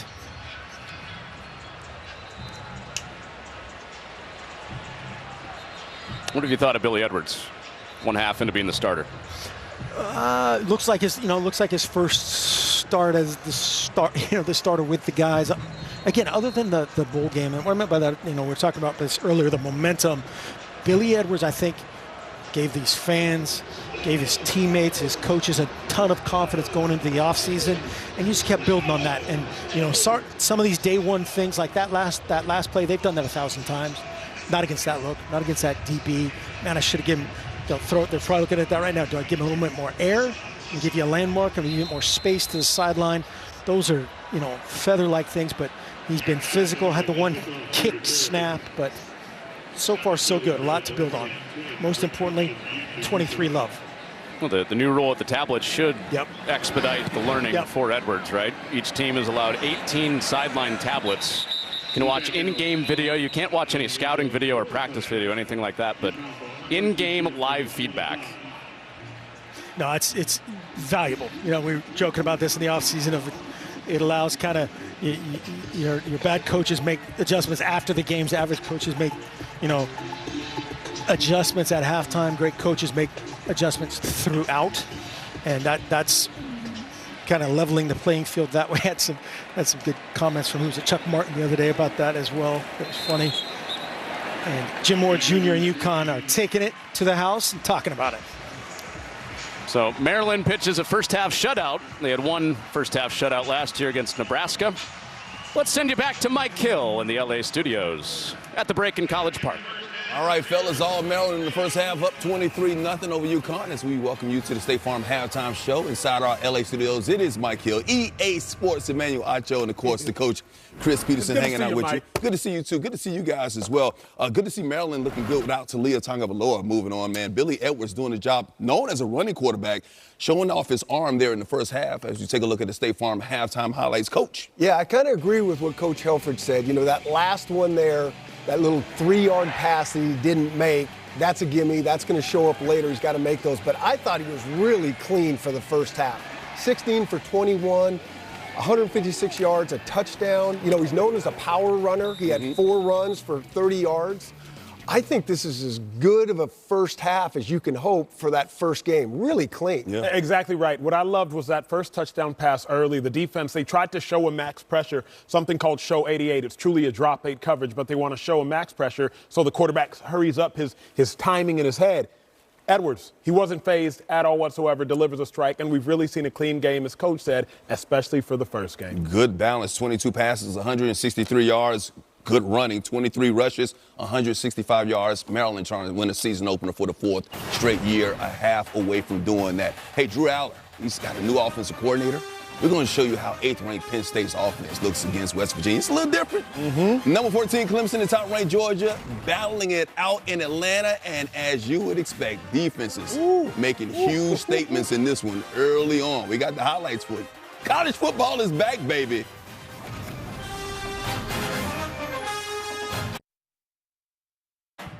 Welcome back to the State Farm FS1 College Football Halftime Show. Like a good neighbor, State Farm is there. Maryland with touchdowns on its first 2 possessions. Ty Felton getting into the end zone here. They're up 23-0 at the half. Back inside, Mike, EA, and the coach hanging out with you. Top-ranked Georgia into the season as the Vegas favorite to win the national title this year. Ohio State, a close second. Well, today the Bulldogs open their season in Atlanta against 14th-ranked Clemson. Clemson has missed the playoffs the last 3 years. And Carson Beck, a Heisman candidate right here, Dylan Bell. No doubt about it. This has been a hard-fought defensive battle. Right there you see Beck, who is one of the top 5 quarterbacks in football this year, delivering a strike. But Clemson's defense tightens up inside the red zone right there. Peter Woods, the big sack right there, led to a Bulldogs field goal, 3-0. Later in the drive, Beck, they got to replace Big Brock Bowers. I think this is Carson Beck at his finest. Look how smooth he looks just delivering that strike. Right there, Lawson lucky. Right now, as expected, defensive battle, 6-0 right now, Georgia on top. Penn State, number 8 in the nation, taking on West Virginia. This is on Fox. Garrett Green, the boys going for it on 4th down, but Penn State's defense, as usual, stiffens, stops them, turnover on down. Big thing, can the offense pick it up with Drew Allen? Downfield right here to Harrison Wallace III. Did I say downfield? I did say downfield. 50-yard touchdown. Penn State up 6-0 after the 2-point conversion fails. Then Aller, Katron Allen, just get the ball to that kid right there. No question. Nice check down. Good things happen when you get into the playmakers. All right. It's just happening. Penn State, red zone. Once again, Aller. Harrison Wallace again. His second touchdown, and right now, Penn State up 20-6. Once again, that game over on Fox. We just saw Drew Allen throwing the football down the field. Andy Koltenicki making a difference, offensive coordinator for Penn State. If you're a Penn State fan, you got your pom-poms and popcorn, and you are cheering. I think this is what we all been waiting to see. You know that Penn State's going to play defense. You know that Drew Aller's got all this talent. Can we unleash that talent? And I think you see it in this first half here. It's so nice. Last year, Aller was 89th in yards per attempt, 6.8, and now he's well over 11 yards in this first half. You can see the creativity. It's so awesome to see Koltenicki get this thing open, stacking receivers, bringing guys underneath. If they can keep building on this, Penn State is going to be somebody to reckon with. And I know you like them. I like them in the Big Ten this year. I know Ohio State's good, but I think Penn State's going to take it this year. 20-6 right now. Aller, 199 yards, 3 touchdowns. They're up, and you know that defense is going to play well. Yeah. Speaking of defense, we knew defense is going to be the key between Clemson and Georgia, and that's what we got so far. Sometimes boring games are the best games, and that's what we're seeing with Clemson and Georgia. It's really a boring game because there's not a lot of points, but Georgia, like a boa constrictor, is just squeezing the life out of Clemson. Clemson only averaging, Coach, 2.8 yards per carry. If you can't run the ball, you can't do anything. So we're really seeing a defensive slugfest. I do believe Clemson's going to have to get a big play in the second half if they want to compete. They got one play over 15 yards thus far in the first half. They're going to need explosives if they want to have a contest late in the game. See if Cade Klubnik and the guys can get it done on offense for Clemson. Tight game. We'll keep you posted all day long right here on FS1. Hey, meanwhile, later today, be sure to catch Nebraska hosting UTEP as the Cornhuskers begin year 2 under Matt Rule. Usually year 2 under Matt Rule is a good year. Means something. That's at 3:30 Eastern on Fox. With schools changing conferences, players switching teams, and stars getting paid, what is the most intriguing storyline of 2024? We're going to ask these fellas coming up right after the break. Once again, Maryland rolling, Nolan Ray. Touchdown run, Terps on top. 23-0 over Uconn.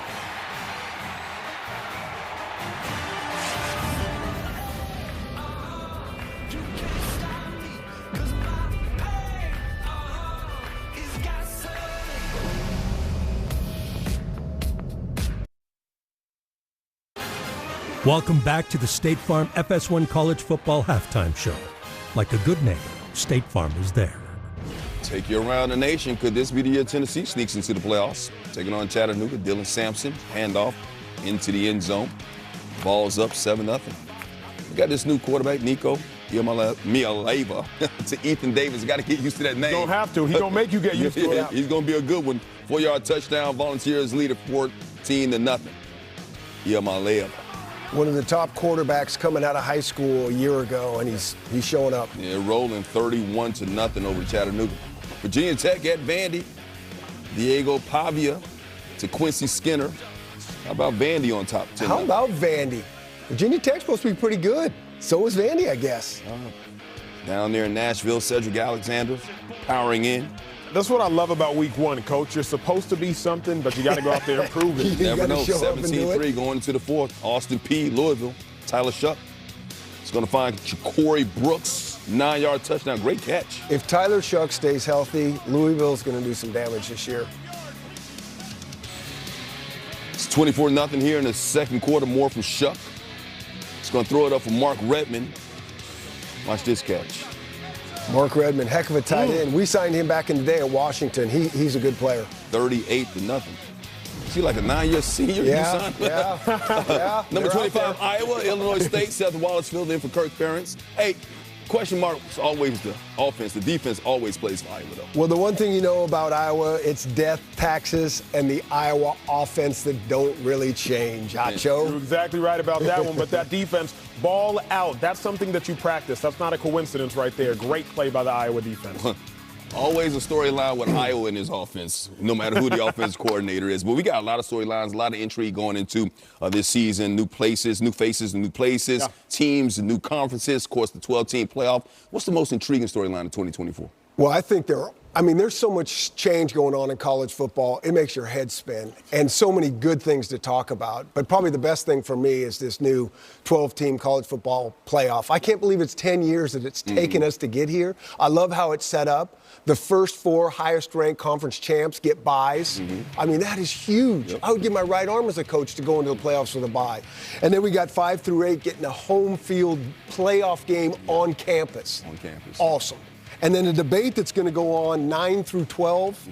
It's not going to be just 12. They're going to be probably debating up to 60, the next 8 teams who really deserves to be in, strength of schedule. The committee's going to have a hard job really determining strength of schedule from these different conferences. It's going to be fascinating. And at 9 to 12 could be a conference champion depending on where they're ranked, too. So they could be an automatic bid. Brilliantly said. For me, Coach, it's about the new faces and new places. My coach always said, be a thermostat, not a thermometer, meaning make the teams adjust to you. USC, Oregon, are you going to make the Big Ten adjust to you, or are you going to adjust to the Big Ten? Miller Moss, Lincoln Riley, when y'all go out there and spread it out against the teams like Iowa, against the teams like Michigan, against the Wisconsins of the world, are you going to make them adjust to your spread offense, or are you going to have to adjust to the two-back powers, to the leads, to the ISOs? Can you force the Big Ten to play your style of play? And then obviously the Texas and the Oklahomas as they navigate the SEC. So for me, Coach, it's about the new faces and the new places. Will they adjust to their conference, or will they force the conference to adjust to them? I love that. And then you throw Texas, Oklahoma in the SEC. I mean, Texas is ready to roll, so that's going to be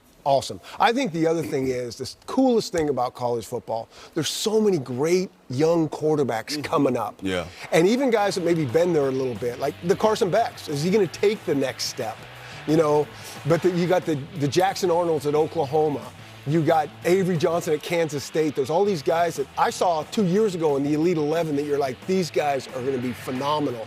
And now it's their time to shine. There's just so many of them. We could talk for an hour on just all these guys. Who's going to elevate their team? Because the one thing I know is you're not winning much.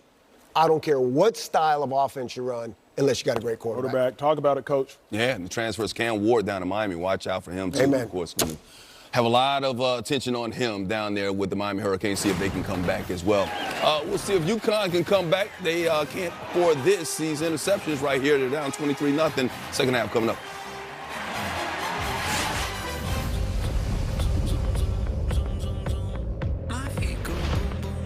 Walking away from you.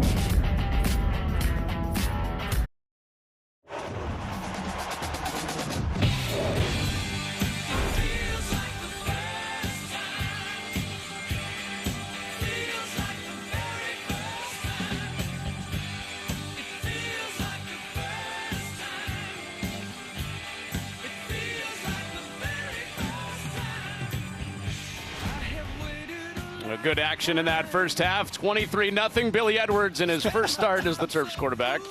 That's a good sign. He's not having any fun at all. Yeah. All loose for Billy Edwards. Glad you're back with us, Mark Helfrich, Connor Onion. It helps to be that loose when you have guys around you like Ty Felton and Caden Prather for Billy Edwards, and he went to those guys early and often in the first half. Yeah, we talked about this in the pregame of utilizing your weapons. Well done. Almost perfectly balanced offensively. It's been Felton doing it the hard way on that first touchdown pass. It was a little bit easier, again, showing himself, and then Prather being physical. If you're number one in this game, you're playing great on offense and on defense. But the best thing about these guys is they're unselfish. They're playing for each other. They're blocking. Prather's doing a little bike work. Felton just got hopped off. And you look at that production yardage-wise, and then almost perfectly balanced, 165 through the air, 163 on the ground. It couldn't have gone much better for Mike Locksley and company in that first half. The outlook of that first half changed in a big way on the first drive. Billy Edwards appeared to fumble.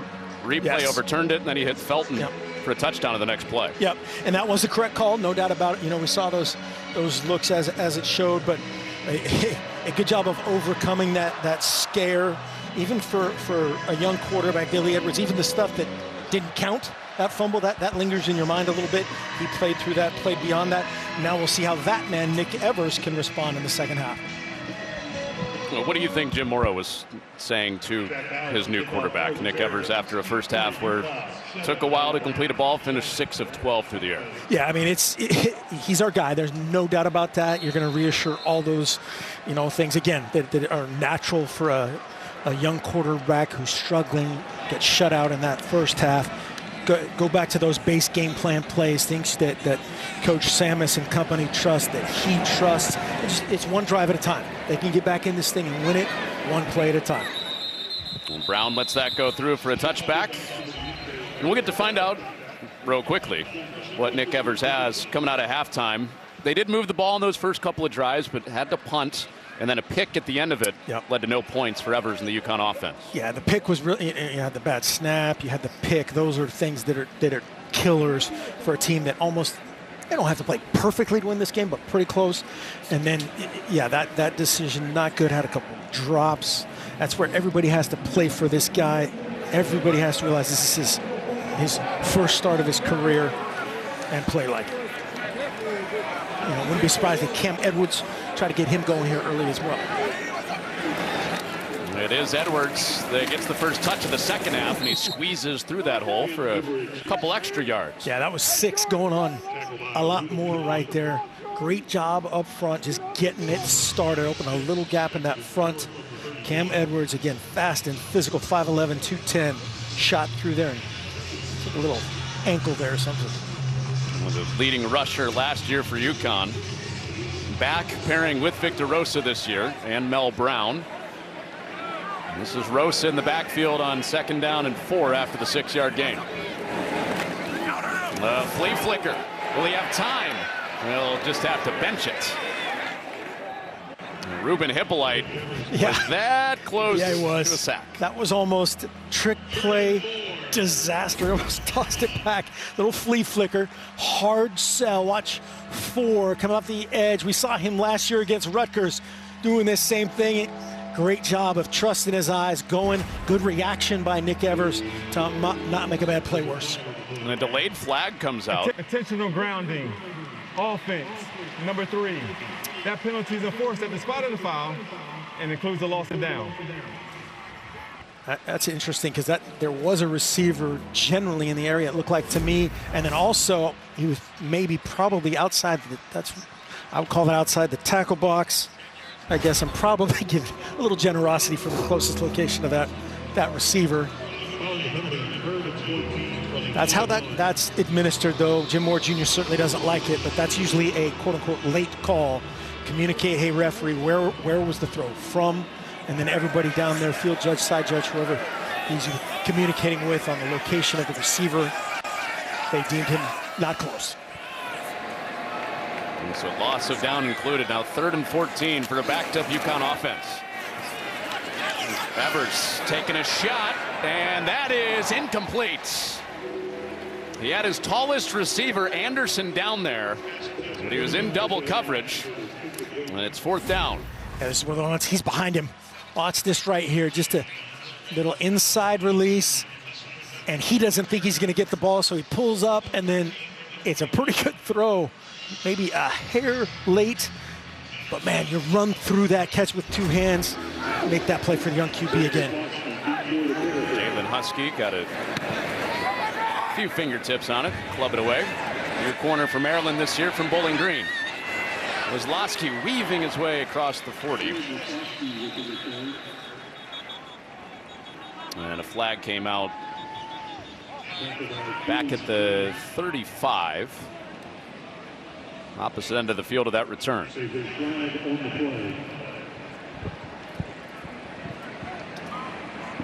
During the kick, holding, receiving team, number 2. That 10-yard penalty is enforced for an kick. First down. It's on Braden Lee, true freshman corner.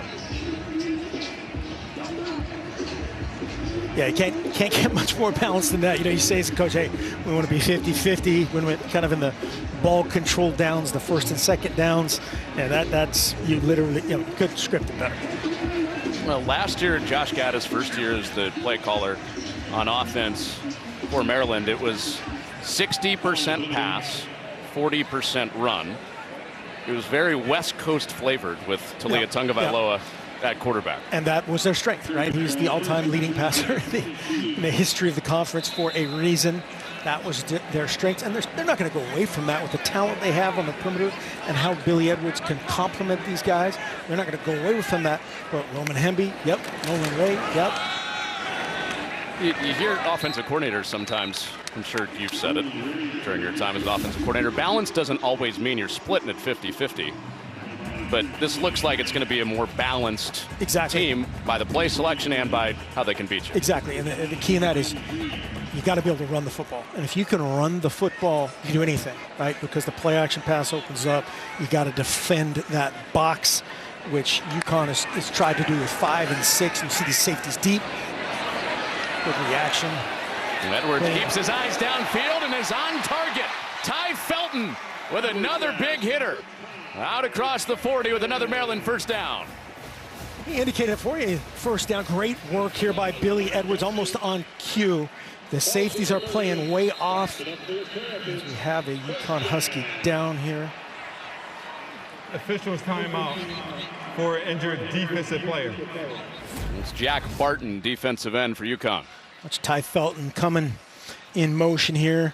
Off one of those run looks. He's working the middle of the field and then just finds that space. Sees the safety spacing develop with Millette out of the picture up top. Really good recognition by Billy Edwards as well. Great eyes, good finish as much as he can. Get his hips to those the target of Ty Felton. He adds to his stat sheet. Well, right in the middle of the screen. That's where Barton came in and went down. Yeah, Nolan Ray, good job of helping, staying high. He can't cut there with the engaged offensive lineman. Good to see him up, getting off on his own power. Saw Jelani Stafford go down at that nose tackle position in the first half. He's back out there on this first drive defensively for Uconn in the second half. This is the pick your poison for defensive coordinator Matt Brock. Safety's playing deep, but man, these running backs are good. We got to help in the front. Also help our back end cover. And after Edwards threw for a 39-yard gain, he has Gordine riding on his back for 8 yards. And then that's the trump card, the number that makes it right, the unblockable quarterback run. It's a two-back run, effectively, when the tailback becomes a blocker. And again, that's the second time we've seen Gordine go for a ride. What does a piggyback ride feel like from a guy that's 295?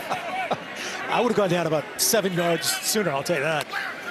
Just heard the footsteps. Absolutely. Oh, that was a nice cut. And a nice bounce out for Ray and a first down for the redshirt freshman back, Nolan Ray. He is exactly like the Terps coaching staff talked about him, explosive, the explosive back in that room. Yeah, so natural right here. Watch his cut.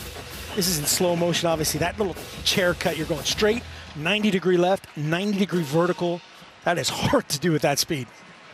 Now, Ray is the fastest guy in that room. He's been clocked at 23 miles an hour. Just like you, right? 23, 24. Well, he shows some patience here. Burst into the second level. Ball comes out. Flag comes out. Got flags out. We got balls out. Going to be a hold.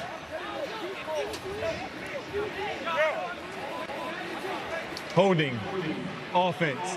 Number 55. 10-yard penalty enforced from the spot of the foul. First down.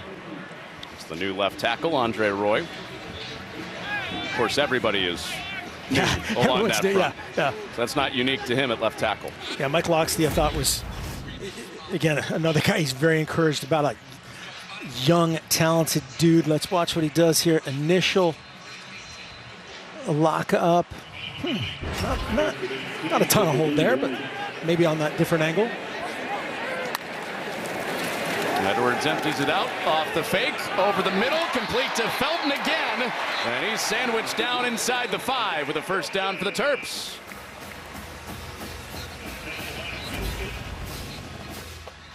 Maryland's going to go fast here, but this is a great hard sell play action. Get to the top of your trap. Bang, bang, going fast. Well, back up to the line quickly and a touchdown, Roman Hemby. 2 big plays from Felton to get him down there, and Hemby caps it off with his first touchdown of the year.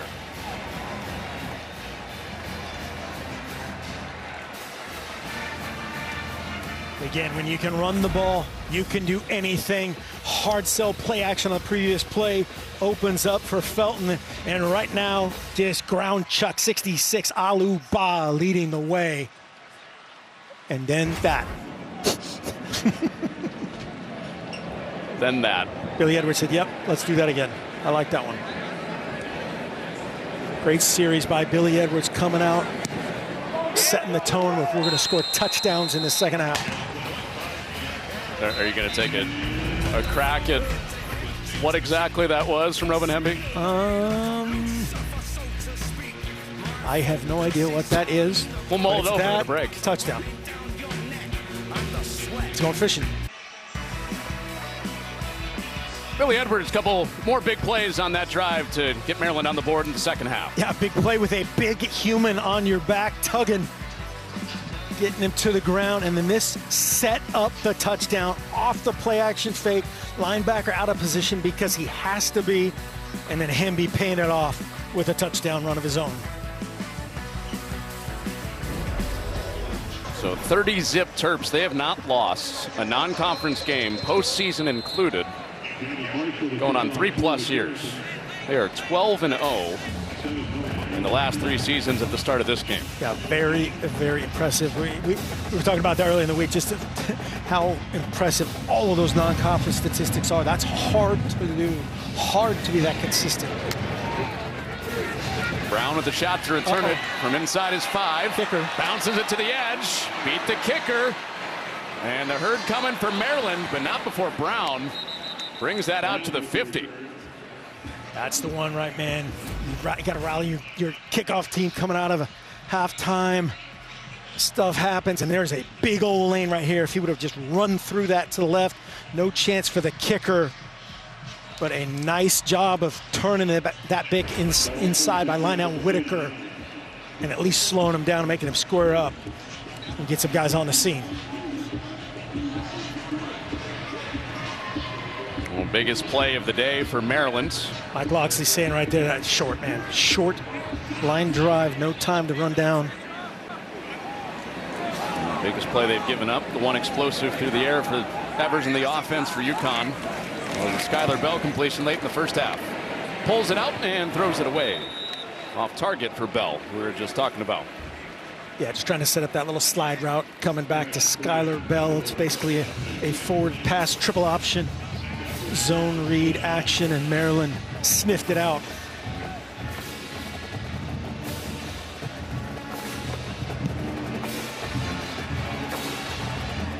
You're right, Bell and Sheffield, the Big Ten connection, and Josiah Gavings, the Akron transfer. Don't sleep on that guy as their season progresses. And Darrell Robinson into the game, and that's dropped. And a new Uconn Husky after transferring from Charlotte. Darrell Robinson, this is a homecoming game for him. Played at St. Francis Academy in Baltimore in high school. Yeah, that's one of those ones for the QB. Just got to open those hips, drive that, and make it catchable. Probably could have been out 2 steps earlier to Cameron or to Darrell Robinson, let him do his work. And that's knocked down. Donnell Brown swatting it. 4th down, Uconn. Yeah, great diagnosis there. Brian Williams, defensive coordinator, and company defending the edges extremely well. On this side, you see 45. Kellen Wyatt's going to be the edge rusher for anything up top. Donnell Brown, he knows they've got to screen. They got to move the pocket. They got to get this guy on the perimeter. Very well defended. Disaster avoided after that big kickoff return. Well, the edge on 3rd downs is going to be interesting this year for Maryland. They lost Jayshon Barham to Michigan. And that was touched off the foot of Stutz. And another short punt will bring we'll take Edwards a look at and the offense back up from flight. Yeah.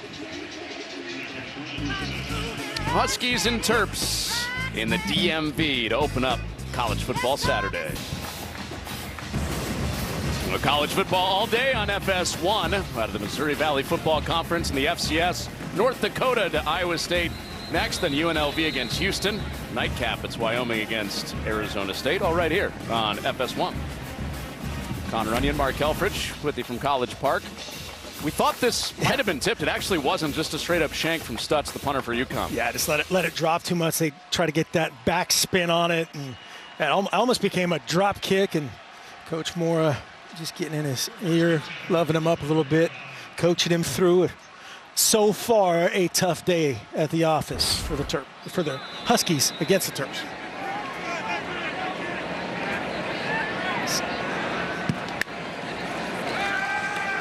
So it's Billy Edwards back on the field at quarterback and buzzes it out to Caden Prather, who has a 1st down. I want to welcome in a new audience to College Park with Mark Helfrich, Connor Onion, Penn State, and West Virginia in a weather delay. They're welcome here.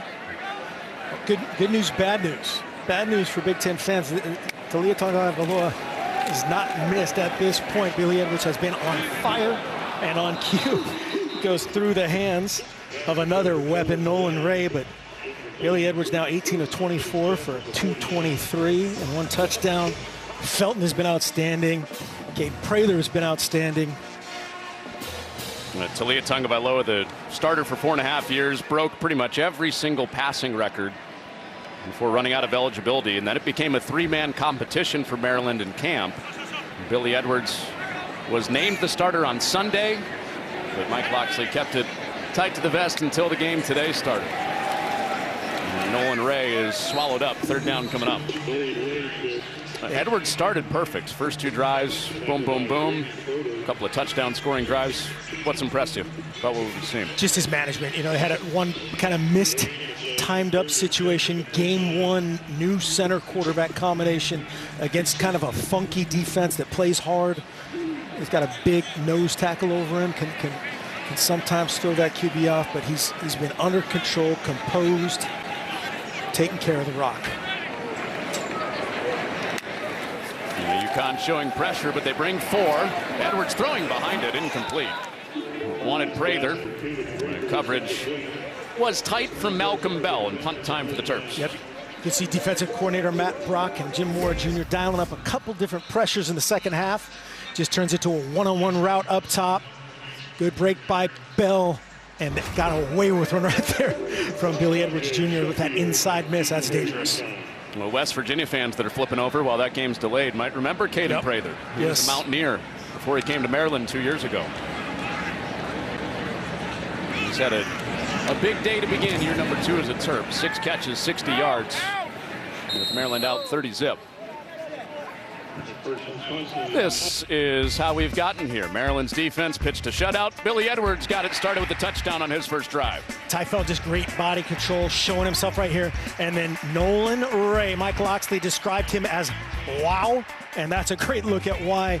Great 3rd level, make a miss touchdown. And then the vice president, he does all the work and gets none of the credit, as Locks told us the other day. Touchdown for Roman Hemby.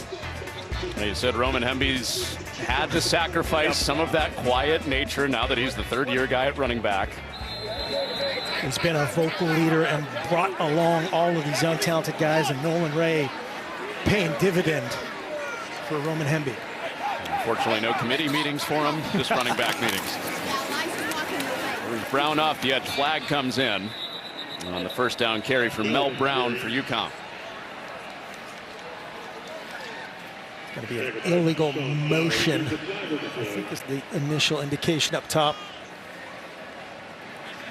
Illegal motion, offense, number 1, 5-yard penalty, first down. A lot of guys named Brown involved in that play. Art Brown, the referee, throwing the flag. It was Mel Brown on the carry with Donnell Brown in pursuit on defense. And Skylar Bell probably knows a guy named Brown. But yeah, we're probably moving forward at the snap of the ball. Top off the motion. Again, game one issue. New quarterback, new center for this team as well. Brown gets the carry again, and he is lassoed down by Levon Johnson on the defensive line. So we talked about Billy Edwards, the new quarterback for Maryland. Nick Evers comes in as a transfer, first from Oklahoma, then he went to Wisconsin. They're now leading this Uconn offense that just got stuffed by Johnson. Yeah, watch Johnson shed right here on Christopher Fortin. Brown's going to want that run back. He's got the edge set there. Probably could be a vertical cut at that point. Levon Johnson said, it doesn't matter. It doesn't matter. I'll get him down. But yeah, Nick Evers, just a ton of work in progress behind some elite players. Dylan Gabriel, Tanner Mordecai. Oh, Wheatland crushed the running back, then crushes Evers, the quarterback.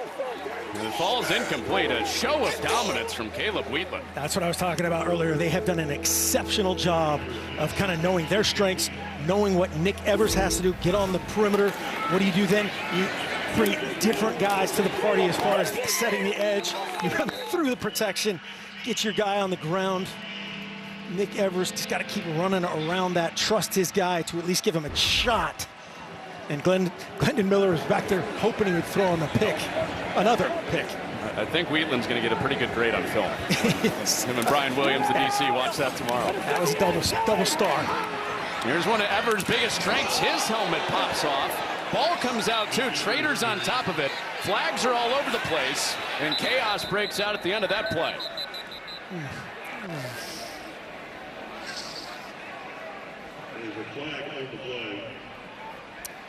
Earlier in the game, Jordan Wright was ejected for a late hit on Billy Edwards, definitely targeting with a slide. This will be a different situation with Nick Evers. Nick Evers, there was a runner, and we'll see what the call is. As we go forward here, he's going forward the entire time. So now it fits into that non-defenseless category, I believe, if that's what they're discussing right now. But if he's at the end of that, if he's giving himself up, Mike Pereira, does he become defenseless at that point? Well,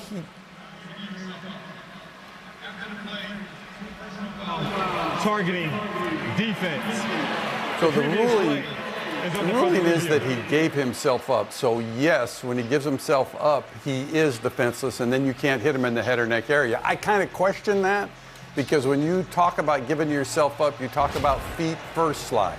To me, he's still going forward, but that's not really a ruling that replay can make. So the fact that they ruled that he'd given himself up, then he does become defenseless, then that forearm shot to the head is in fact targeting. You don't need the crown of the helmet when you're talking about a defenseless player.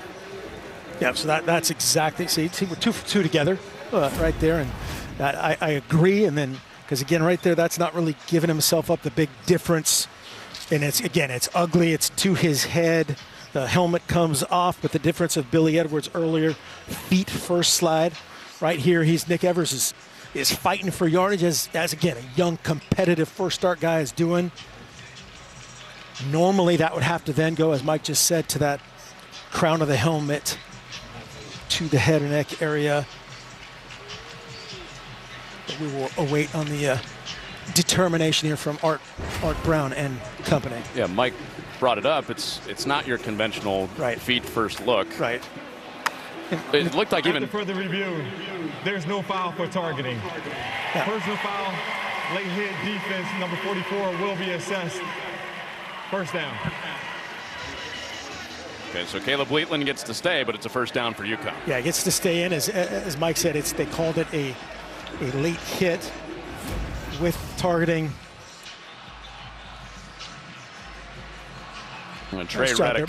there by Trey Reddick, at least a good sport about it, looking out for his fellow baller.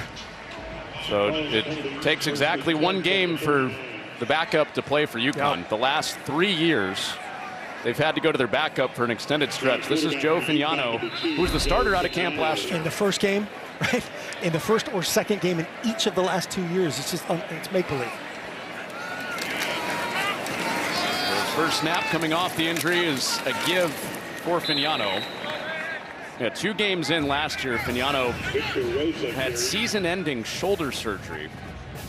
And had to battle back through the winter and the spring, and then competed with Nick Evers, who was named the starter for the job. Former Black Bear of Maine. Again, a highly contested quarterback competition, exactly like Maryland's. Coach Moore told us in meetings, he goes, hey, we love Nick Evers. He is really good. We paid him the NIL money. We're going to play him. He's earned it. But Fignano was not an afterthought in any way, shape, or form. And unfortunately, we're going to have to find out. And so it's not just the one play for Evers. Fignano on his first throw, and nobody home in the middle.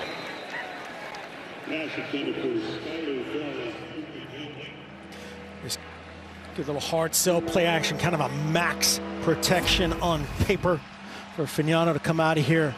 It's too bad he didn't see Josiah Gathings up top. He ends up clean and takes a hit late. Had the crosser right here, was clean. Just a hair late there, or a hair late to Gathings. Just off rhythm on his first pass. Plain and simple. So now an obvious passing down for Fignano, and he buzzes that in. First down, hits Bell this time, who's on the move. Skylar Bell, deep into Maryland territory to keep the drive going. That is a huge conversion by Fignano. They end up bringing 5, trying to get in his kitchen, makes him reset his feet. Let's watch the route concept. Clear all at the tight end, little option route by Bell underneath. Nice job shedding and convert. Well, Bell has 2 catches. Both have been explosive plays. One in the slot fade and one on the third down. And on the edge of the red zone, Victor Rosa carries Uconn into the red zone. Jordan Phillips wrangles him down at the end of the run. Trying to go fast here. Got to get in 2-minute mode here. 30 to love at this point. Middle of the third quarter, good move. Joe Fignano at quarterback after Nick Evers went out of the game with his helmet flying off earlier on the drive. And off the chest of Rosa, and was Hippolyte inbounds? They say, yes, he was. Acrobatic juggling interception, Ruben Hippolyte. This guy does it all, man. Physical. We saw him earlier triggering gaps, setting edges. Now I am in space on the little slide route from Rosa. Hits him right in the shoulder pad. Secures it. Inbounds. First down going the other way. Wearing Tarheeb Still's number, playing like the NFL DB, his former teammate.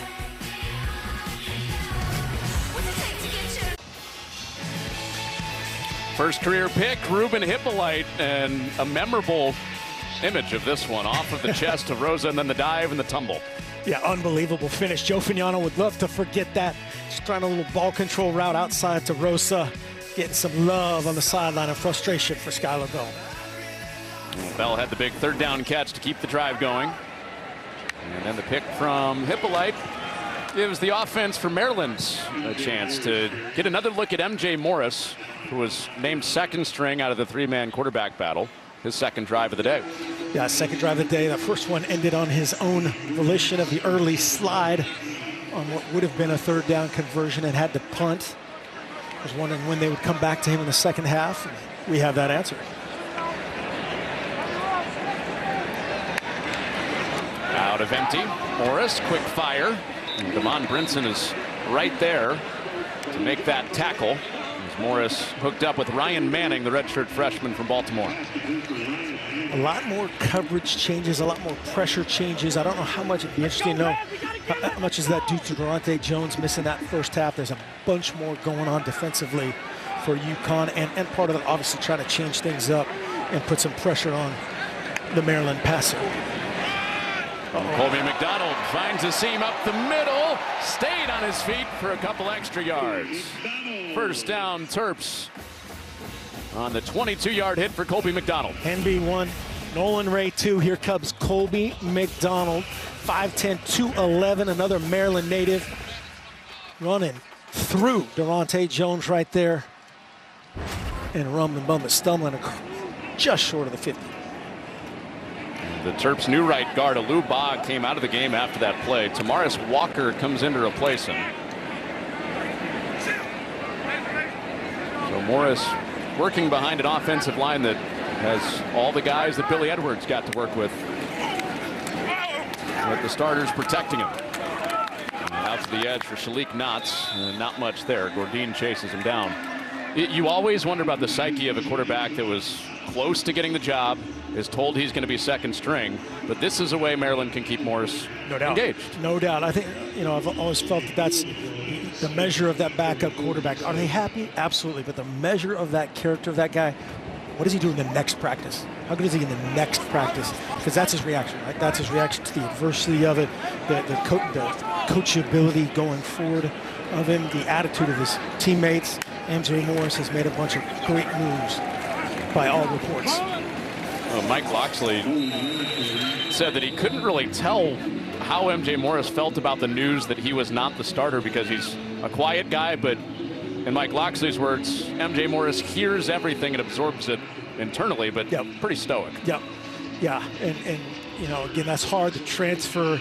Billy Edwards earning the trust again of all involved with that victory over Auburn in the bowl, playing great and practicing great, and again, earning every bit of it. But MJ Morris has earned a shot just like Billy Edwards had last year to relieve Tonga Vailoa. Morris with a test on third down, takes a hit and throws into tight coverage. Cam Chadwick was that close to a pick. Yes, he was, and the twist game, they were that close to a sack. Watch the little TT twist. It's going to be Jack Barton who gets home, introduces himself to MJ Morris. Let's watch the route, corner route, trying to flatten him out. Great reaction by Cam Chadwick. A great reaction. It's a pick.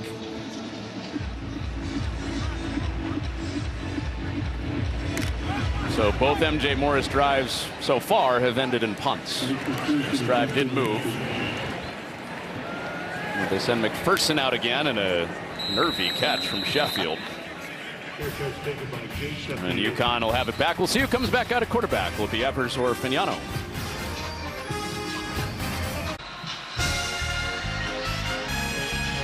This was like an episode of The Masked Singer. Oh, it's her. It is her. So we have Maryland, or a Maryland alum to thank for the Muppets, Jim Henson. Love it. Hanging with Kermit. I want you to assign positions to Sweetums, Animal, Miss Piggy, Fozzie Bear, and the Swedish Chef.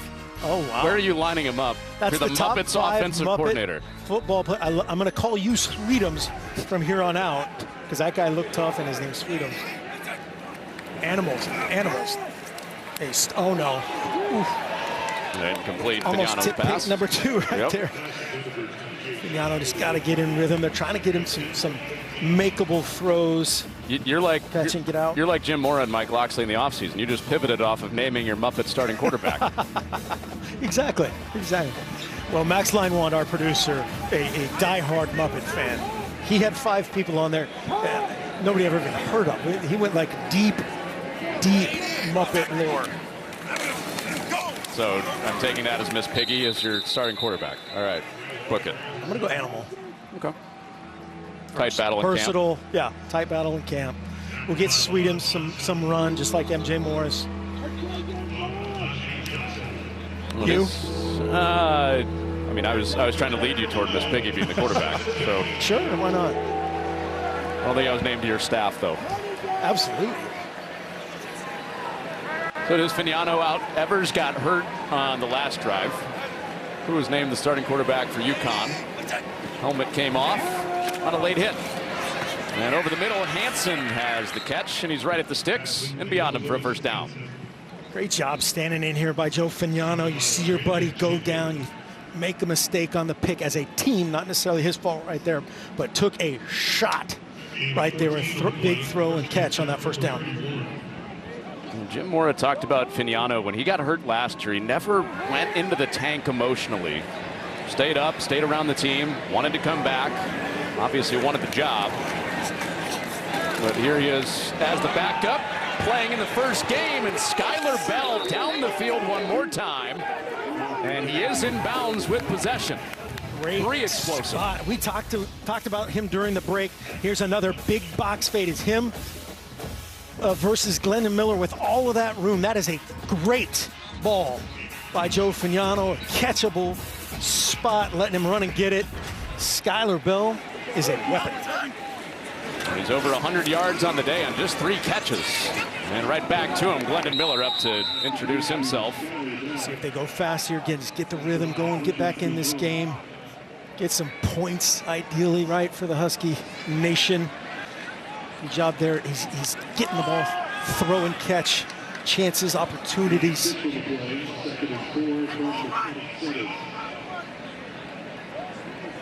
And if there's one guy in particular that knows he belongs on this field for Uconn, it's Skylar Bell. Played a lot at Wisconsin. Wanted a bigger role, wants to be the 1A in that receiver room, and he has been in game 1. Fignano on the move again to Sheffield. Touchdown Uconn, their first points of the year. Beautifully designed right here. A little out and up. TJ Sheffield versus Glendon Miller. They think it's going to be a red 7. Hot route. Watch this flat route setup. Get the ball to the young guy's quarterback. Whoop, not so fast.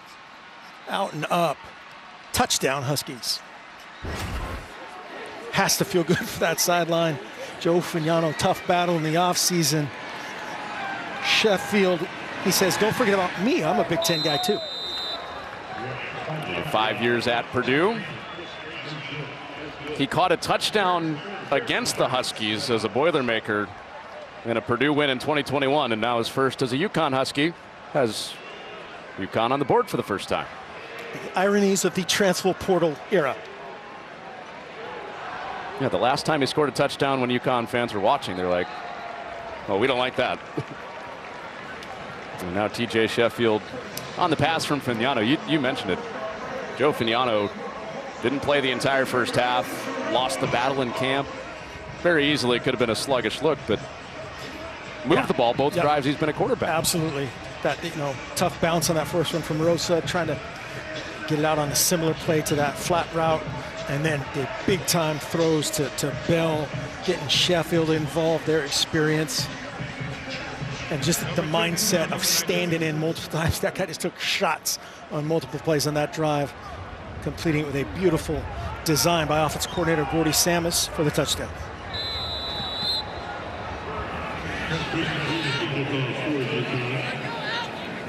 He'll watch that one a lot more than the interception. Maybe watch that once or twice. Yes. And then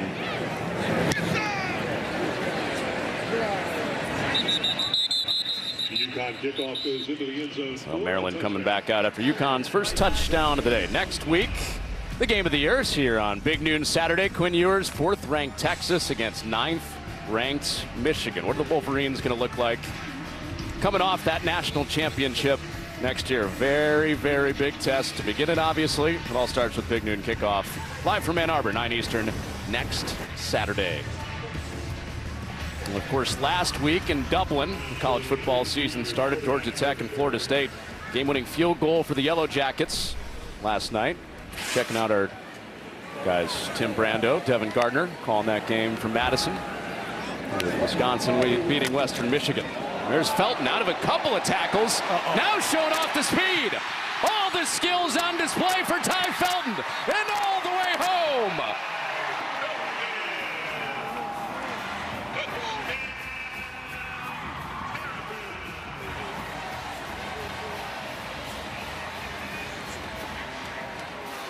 Point guard, right? Basketball country here in Maryland. Point guard, get it to your guys.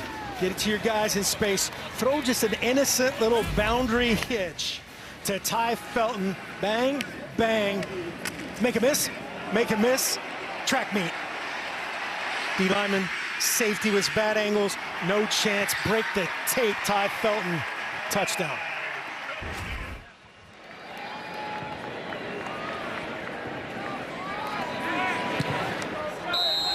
Well, most of the Maryland players would tell you that was no good.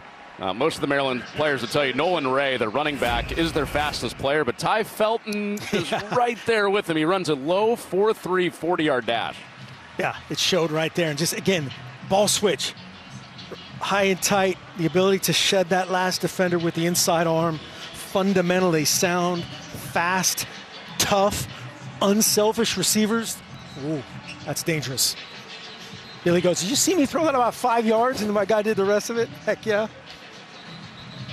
It's a quarterback stat pattern. Dream, quarterback dream right there. 179 yards and counting for Ty Felton. There was a game. This was in a game. This wasn't with the catapult suit on in practice or anything like that.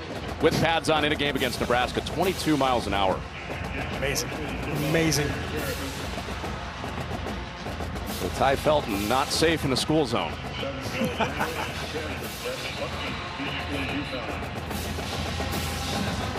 20 miles an hour in the school zone, right? That's right. I was laughing. I should have said it. Yeah, that was very funny. I love it. Thanks. Maybe next week you'll call me by my actual name. 2 seconds left in this third. Maryland with a quick strike to answer the Uconn touchdown. Slightly better kick that time, but that was returnable. Done some damage in the kick return game. Did Mel Brown. I thought he might try to bring that one out. So drive 3 for Fignano. First drive ended after he was the injury sub through a pick. Bounced off his receiver's chest. Second one ended on a touchdown.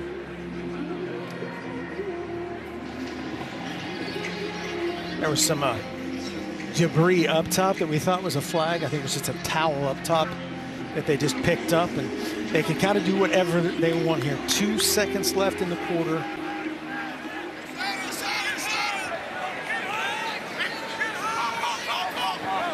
Motion to quads up top. Darrell Robinson, the motion man. It's him on the reception. That doesn't count out there. That's out of bounds. Nope. Had a chance with that motion to get it out. Ty Felton hitting top speed one more time. All Terps through 3.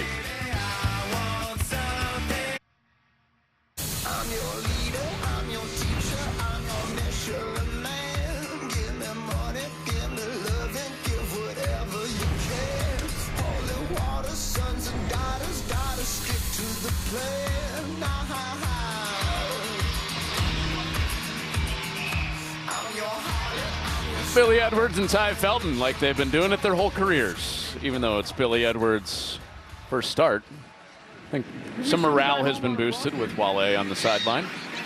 Super fan, newly minted after flipping from being a Hurricanes fan. He was a Miami guy his whole life, and then he decided, you know what? I like what Mike Loxley's doing at Maryland. I want to be a Terps fan. I get it. Nice little first down rip off that from Darrell Robinson. Uh-oh. Fignano has to bench it. They came to that play for a specific reason, and TJ Sheffield was uncovered. They ran a double move, trying to get Fignano a shot downfield. That's the kind of stuff that you know, review the game tape and come back and go, hey man, next week this could get us. Sheffield was uncovered.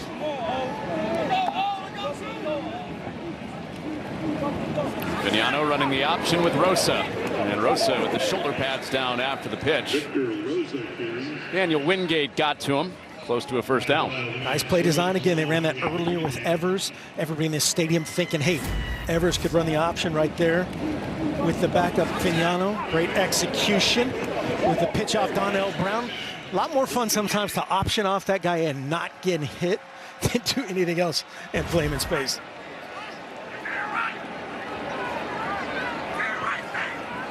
Zero pressure here from Maryland. Look, no help deep, bring pressure. And here they come. Vignano out quick, looking for Sheffield. And a couple plays too late, targeting Sheffield. Yeah, they ran a different pressure that time, brought zero coverage.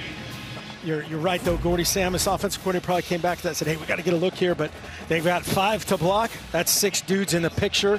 31 is the extra one. Good job getting it out on time if you're Vignano. Just got to give your guy a chance.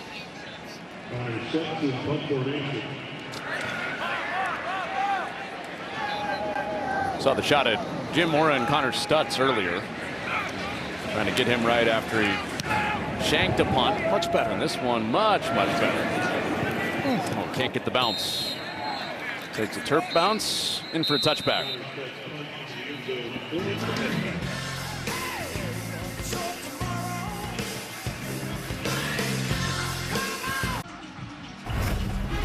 Let's do a little Marty McFly time travel here, all right? Let's go back September 27th, 1942. Right in the middle of the war, they were still playing college football. Maryland and Uconn for the first time.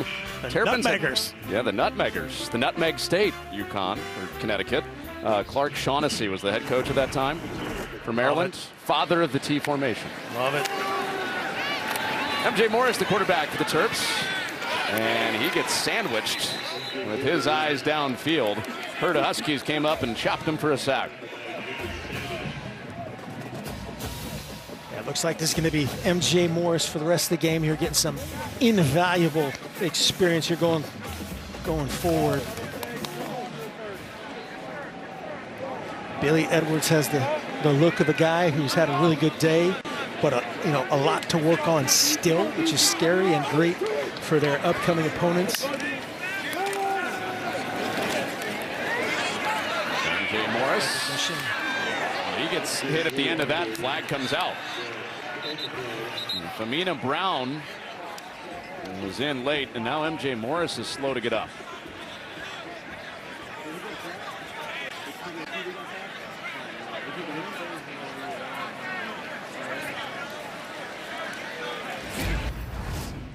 Take a look at this again. Clearly gives himself up with the feet first slide right there. And that's, again, I think that's going to fall into the category feet first slide, contact to the head or neck area. And that's both those guys. Unfortunately, physical guys got to lower your target as soon as those feet, or avoid it. Avoid it. It's always hard. Personal foul. Late hit with targeting. Defense number 2. The previous play is under further review. So that's Ronte Jones, who was suspended for the first half because of targeting in the final game of last year. You could even see the look on Jim Mora's face. I think more out of concern for him. Yeah, more out of concern for MJ Morris. No doubt. He doesn't want to see that. And again, really 2 guys could have been called for it. We're bringing Mike, again, a feet first.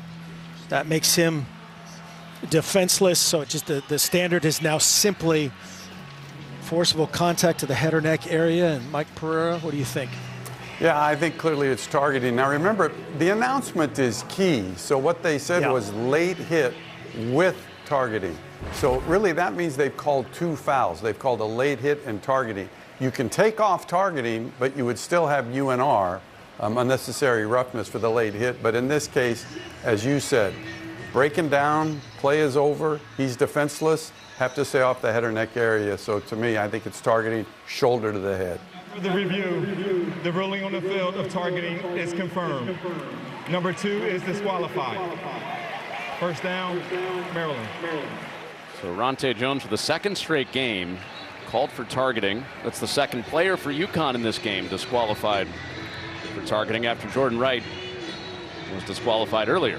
Yeah, trying to break in a ton of new defensive backs. Jordan Wright will play in that next game.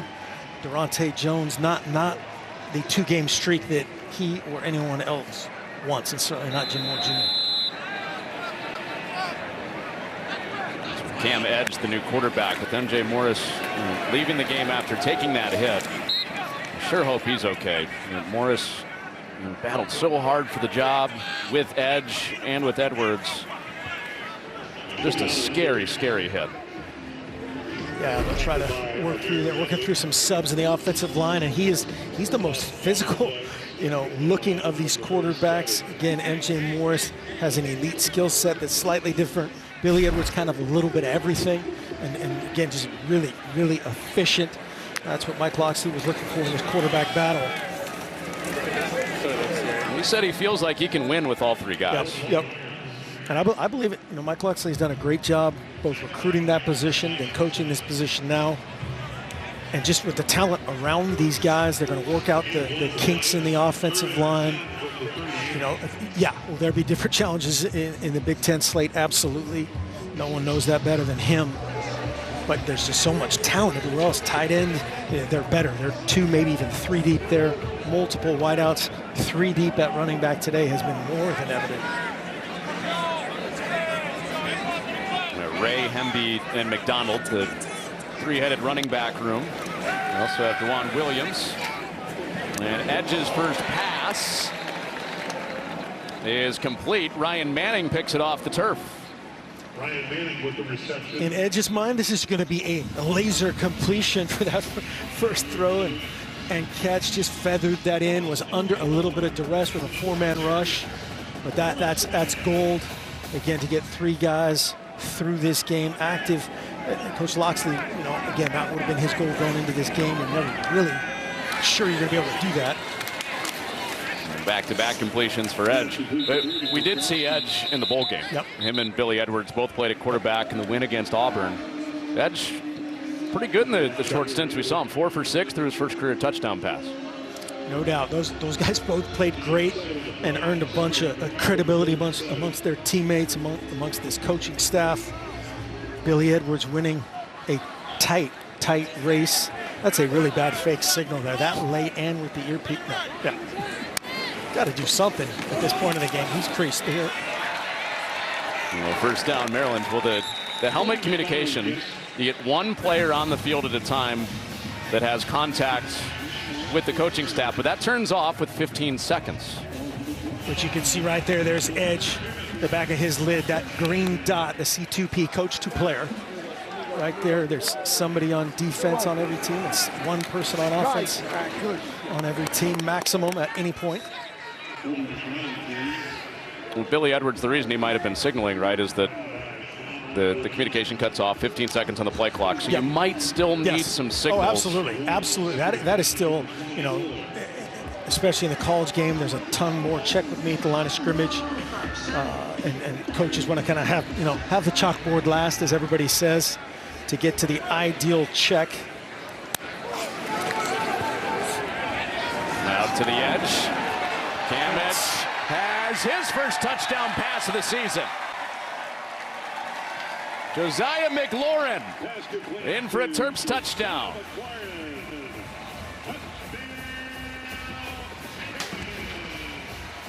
Cam Edge, really good timing right here, getting the ball in the perimeter. Let's check and see if this is a forward pass. If you're a quarterback, you have to fight for it. It's going to be a tweener, but that turns into a 4-by-1 set. Get your guys in space. Well designed and well executed for McLaurin.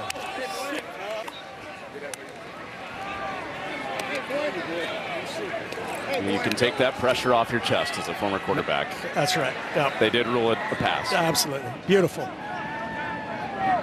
Statistician is a good person. Were you going to rip him if they called it a run? No. Just not American, but whatever.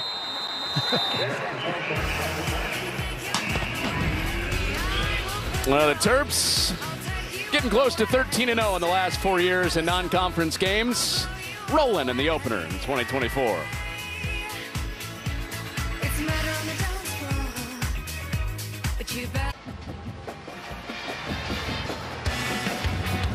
Josiah McLaurin with the latest touchdown for the Terps. 5th of the day, on a day where Roman Hemby, Nolan Ray, Ty Felton have all found the end zone. True freshman getting in on it. Mike Locksley showing what's been a deep recruiting class year after year. We touched on that a little bit earlier. He has found guys everywhere. Yeah, that dude knows a thing or two about wide-out play. Again, just I loved all those things he was telling us the other day. Just, hey, I know that guy's a diva. I got to do this. I'm going to get rid of this guy. Keep this, and just the product on the field has just gotten so much more consistent, and they're all like, just copies of each other. Short kick, Mel Brown, long return earlier. Looking for a crease on the edge, and he dances out of bounds. Yeah, kickoff coverage will be a large point of contention going forward. How about the company for Maryland with this undefeated run in non-con games? That includes postseason games. Yeah. Georgia's the only other one in the room with them. Yeah, anything you're 1 of 2 on with Georgia, that's again just speaks for itself. Great win over another SEC team in Auburn this last season. Mike Loxley's just done a great job recruiting, great job developing the guys on campus. The portal has been perfect for them. But they've done it the old-fashioned way. Well, that record flashes, and you think, well, who have they played? Well, again, that counts the bowl games. In that time, they've beaten West Virginia. They've beaten Virginia Tech, who a lot of people think could be a dark horse runner to the college football playoff this year. NC State, Virginia, and Auburn, all part of that 13-0 run. Vignano's pass incomplete. Third down, Uconn. Yeah, had a chance right there in space. They'd like Mel Brown in space as a return guy. Right there, no chance for the Gardner Webman. I saw him last year doing a bunch of great stuff in space, but 5'9", probably not going to have a chance at that one. You're watching the Big South cut-ups, huh? Yes. Yeah. That guy, man, he was impressive. Big South champion for Gardner Webb, going FCS to FBS, transferring up a level.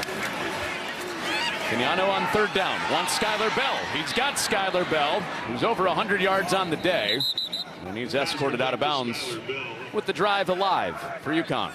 Great spot by Vignano, similar to that last. This is a fade all the way outside against Humes, one-on-one in coverage this time. That's a win. Come back and get it, back shoulder it, give your guy a chance. Nice job.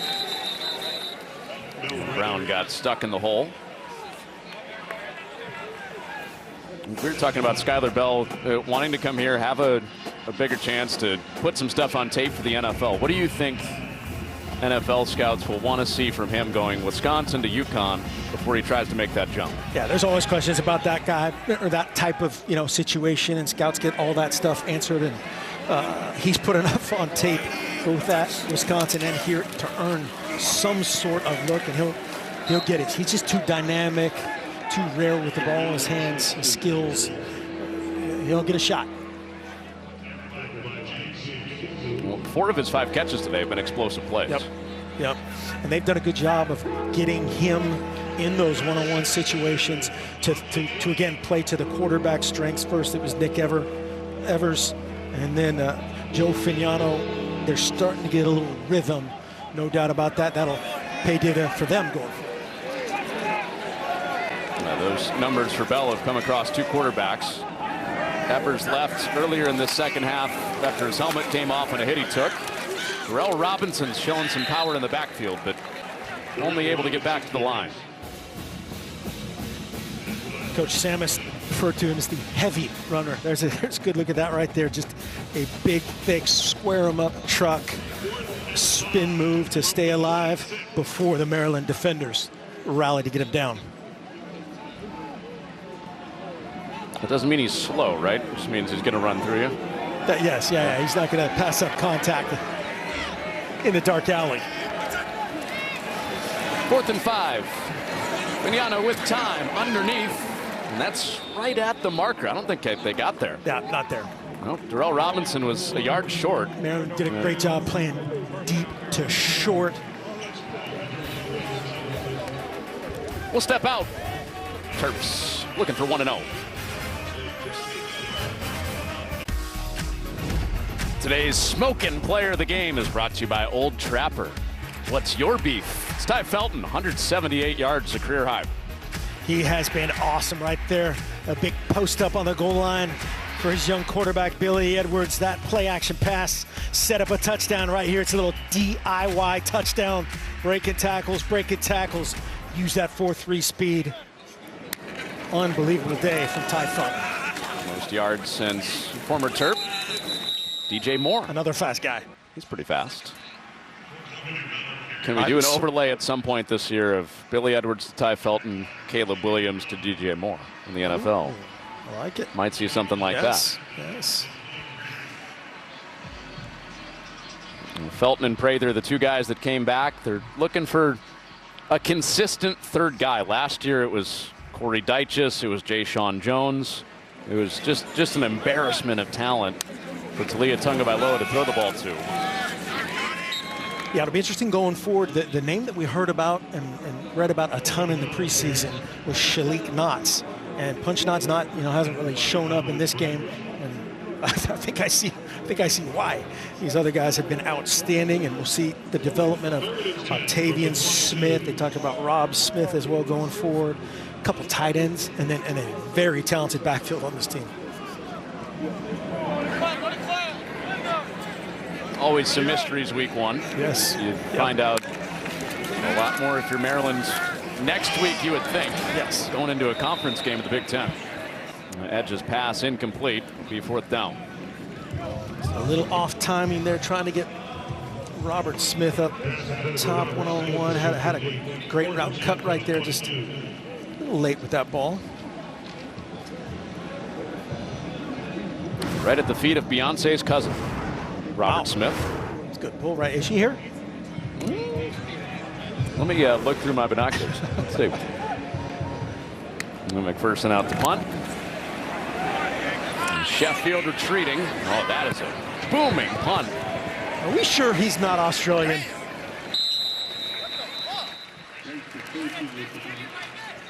I'm positive.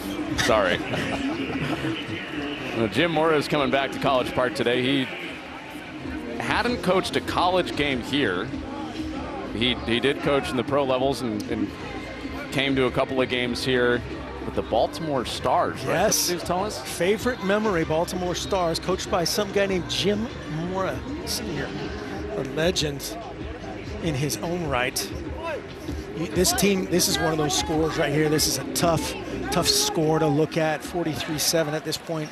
You know, there's been some ugly-ish moments for this Uconn team, but this is a better team. This is a better football team. You can see the talent upgrade that they have. Here's another one. They've got 10 guys on offense, so they have to take a timeout. That's something you got to build upon and talk about. But this is a better football team. Matt Brock will do different things going forward with this defense.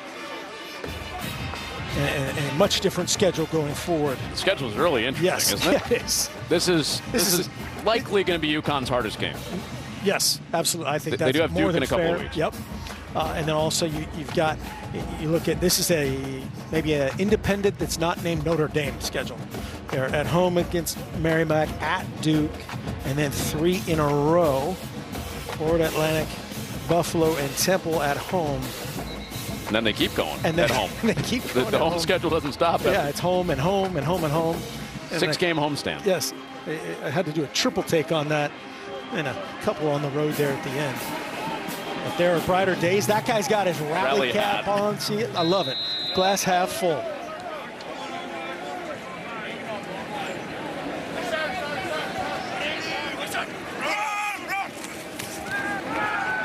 Vignano on the move. Dumps it. If you were curious how the Baltimore Stars did when Coach Mora's dad coached here with the USFL, they won the '85 USFL title. Love it. They beat Oakland in the title game. Love it. The more you know. The Mora, you know. The Mora, you know. Ooh. Great coach. Probably sitting right now on maybe a golf course watching this game.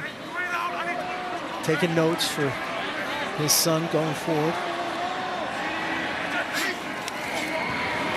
And Darrell Robinson cutting back. 3rd down for UConn coming. I was going to say the hope for UConn is that at minimum they can get back to where they were 2 years ago. Last year, a big disappointment. 3-9 season after they were surprisingly 6-6. Jim Mora did a wonderful job his first year. Independent school going to the Myrtle Beach Bowl. It was a 6-6 team 2 years ago. On third down, Fignano to the edge, off the hands of TJ Sheffield. That's the one, just a base play execution that hit, one back, three-man rush, had a chance to stay on the field, forced to punt it away with a 4th and 3 back zone.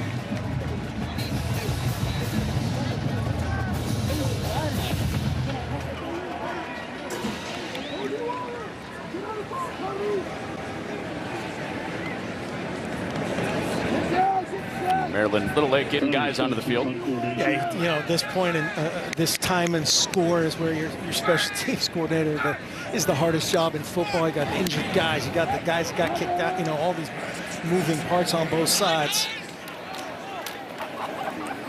And the drive will start at the 40. Ricardo Cooper on the return for Maryland. This is what's coming up for Maryland. Their big games. Northwestern, that game's on Fox. That'll be a Friday night at USC. At Oregon, a couple of the new Big Ten rivals. Iowa, late in the season, and at Penn State. Closing it out. Of course, divisions are gone in the Big Ten. That's something that Mike Locksley is happy to see go away. That's part of why that record against ranked teams is the way it was, because they were playing Penn State, Michigan, and Ohio State every year. Yep. They don't have Michigan and Ohio State on the schedule this year. And then he follows that up. We were talking the other day with that. But now we've got Oregon, we've got SC, we've still got Penn State. The challenges are slightly different. But no doubt about that, just the confidence going into it that, hey, we get this first one against Uconn going forward. A conference game next week against Michigan State right here. Michigan State held on late last night in their opening game of the Jonathan Smith era. Beat FAU. Be some crossover tape there. Uconn plays FAU in a couple weeks. Yes.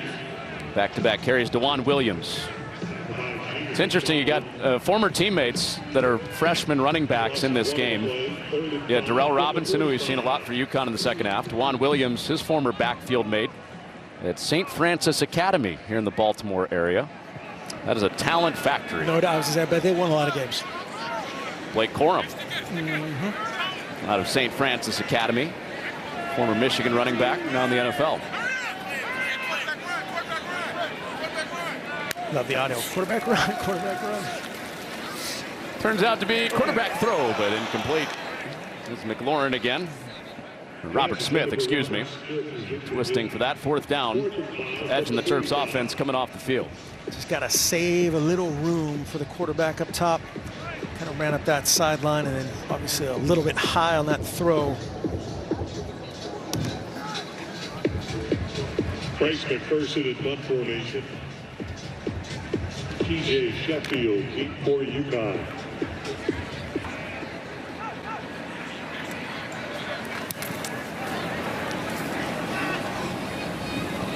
Oh, that's on the grounds. Cooper's right there. Did he get on top of it for Maryland? Goff, the long snapper, says yes, and he's right. A special teams mistake with Ricardo Cooper recovering it for Maryland. Yeah, just got to communicate. We saw this last night, the Wisconsin-Western Michigan game, turning the tide late in a similar situation. You got to communicate, whatever you call it, poison, poison, poison. Yell, yell, yell, get away, let those guys know. Chris Hudson fair, whatever that communication, there's a communication system. You go right there, and he just slips back into him. Hudson, man on the spot right there. Yep.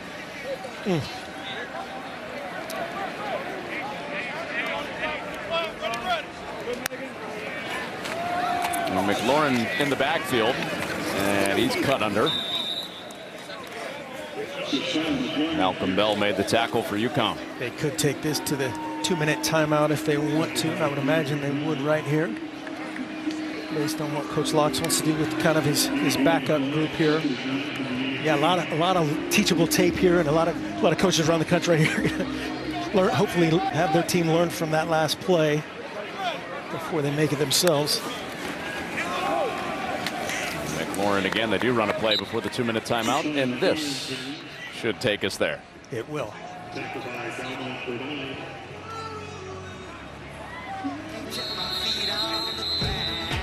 Final 2 minutes coming up. The post-Talia Tungavailoa era has begun for Maryland with a convincing day on offense with Billy Edwards as the starter, leading Uconn 43-7 to the 2-minute timeout.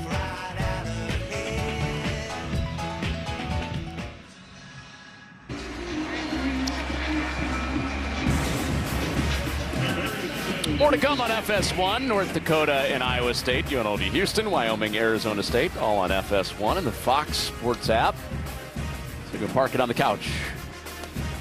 Fox College football team bringing you a ball all day long in this first full Saturday of college football. Oh, yeah.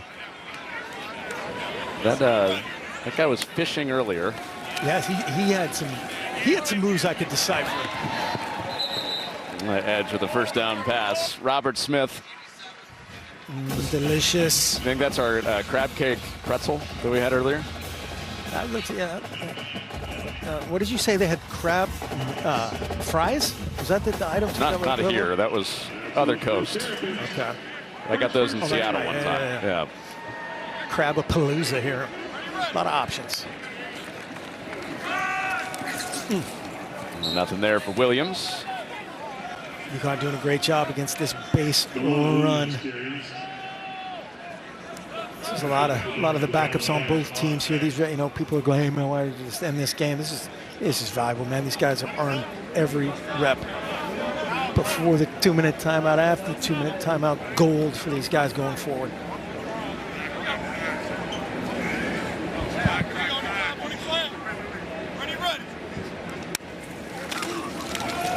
Back to Williams, slipping through for a touchdown.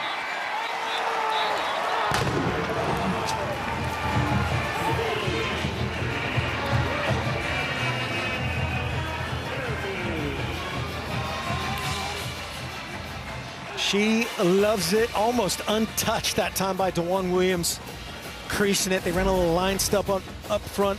It's gonna open it, see the slant with the pullers, the kick out. Maybe down in touch football, barely down in touch football. Great finish. That's you mentioned this is not insignificant time for some of the guys on the field right now. DeJuan Williams didn't get to play his senior year of high school. Yeah, there you go. So he tore his ACL. His first college game, first college touchdown. That feels good right there, getting dapped up on the sideline, hugs from everybody. So every single one of those guys knows that story.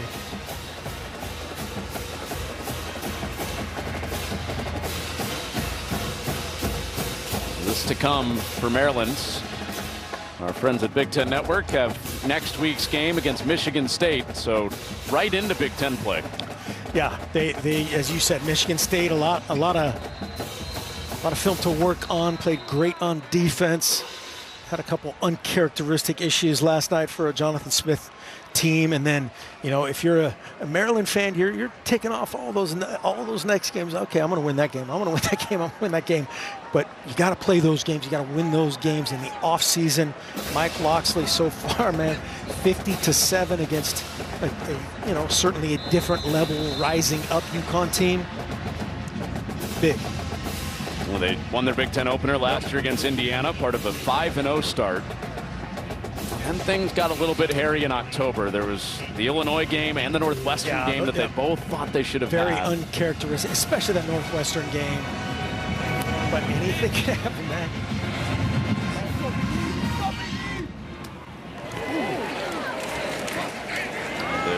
The kick coverage good this time for Maryland. They'd given up a couple long returns.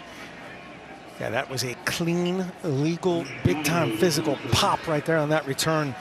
Yeah, when you look at the kind of the pros and cons of today, this is definitely something that they'll key on. Watch this. Light up, not a defensive player. He's initiated a ton of that contact. That's Reddick taking the brunt They've covered that left return better as the game's gone on.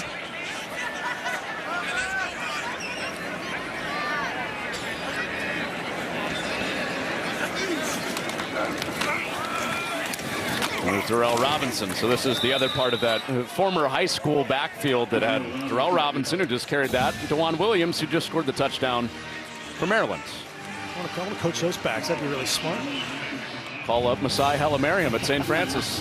Let him know you got a need for a job, apparently. You're leaving me already after one game. Thanks. Never.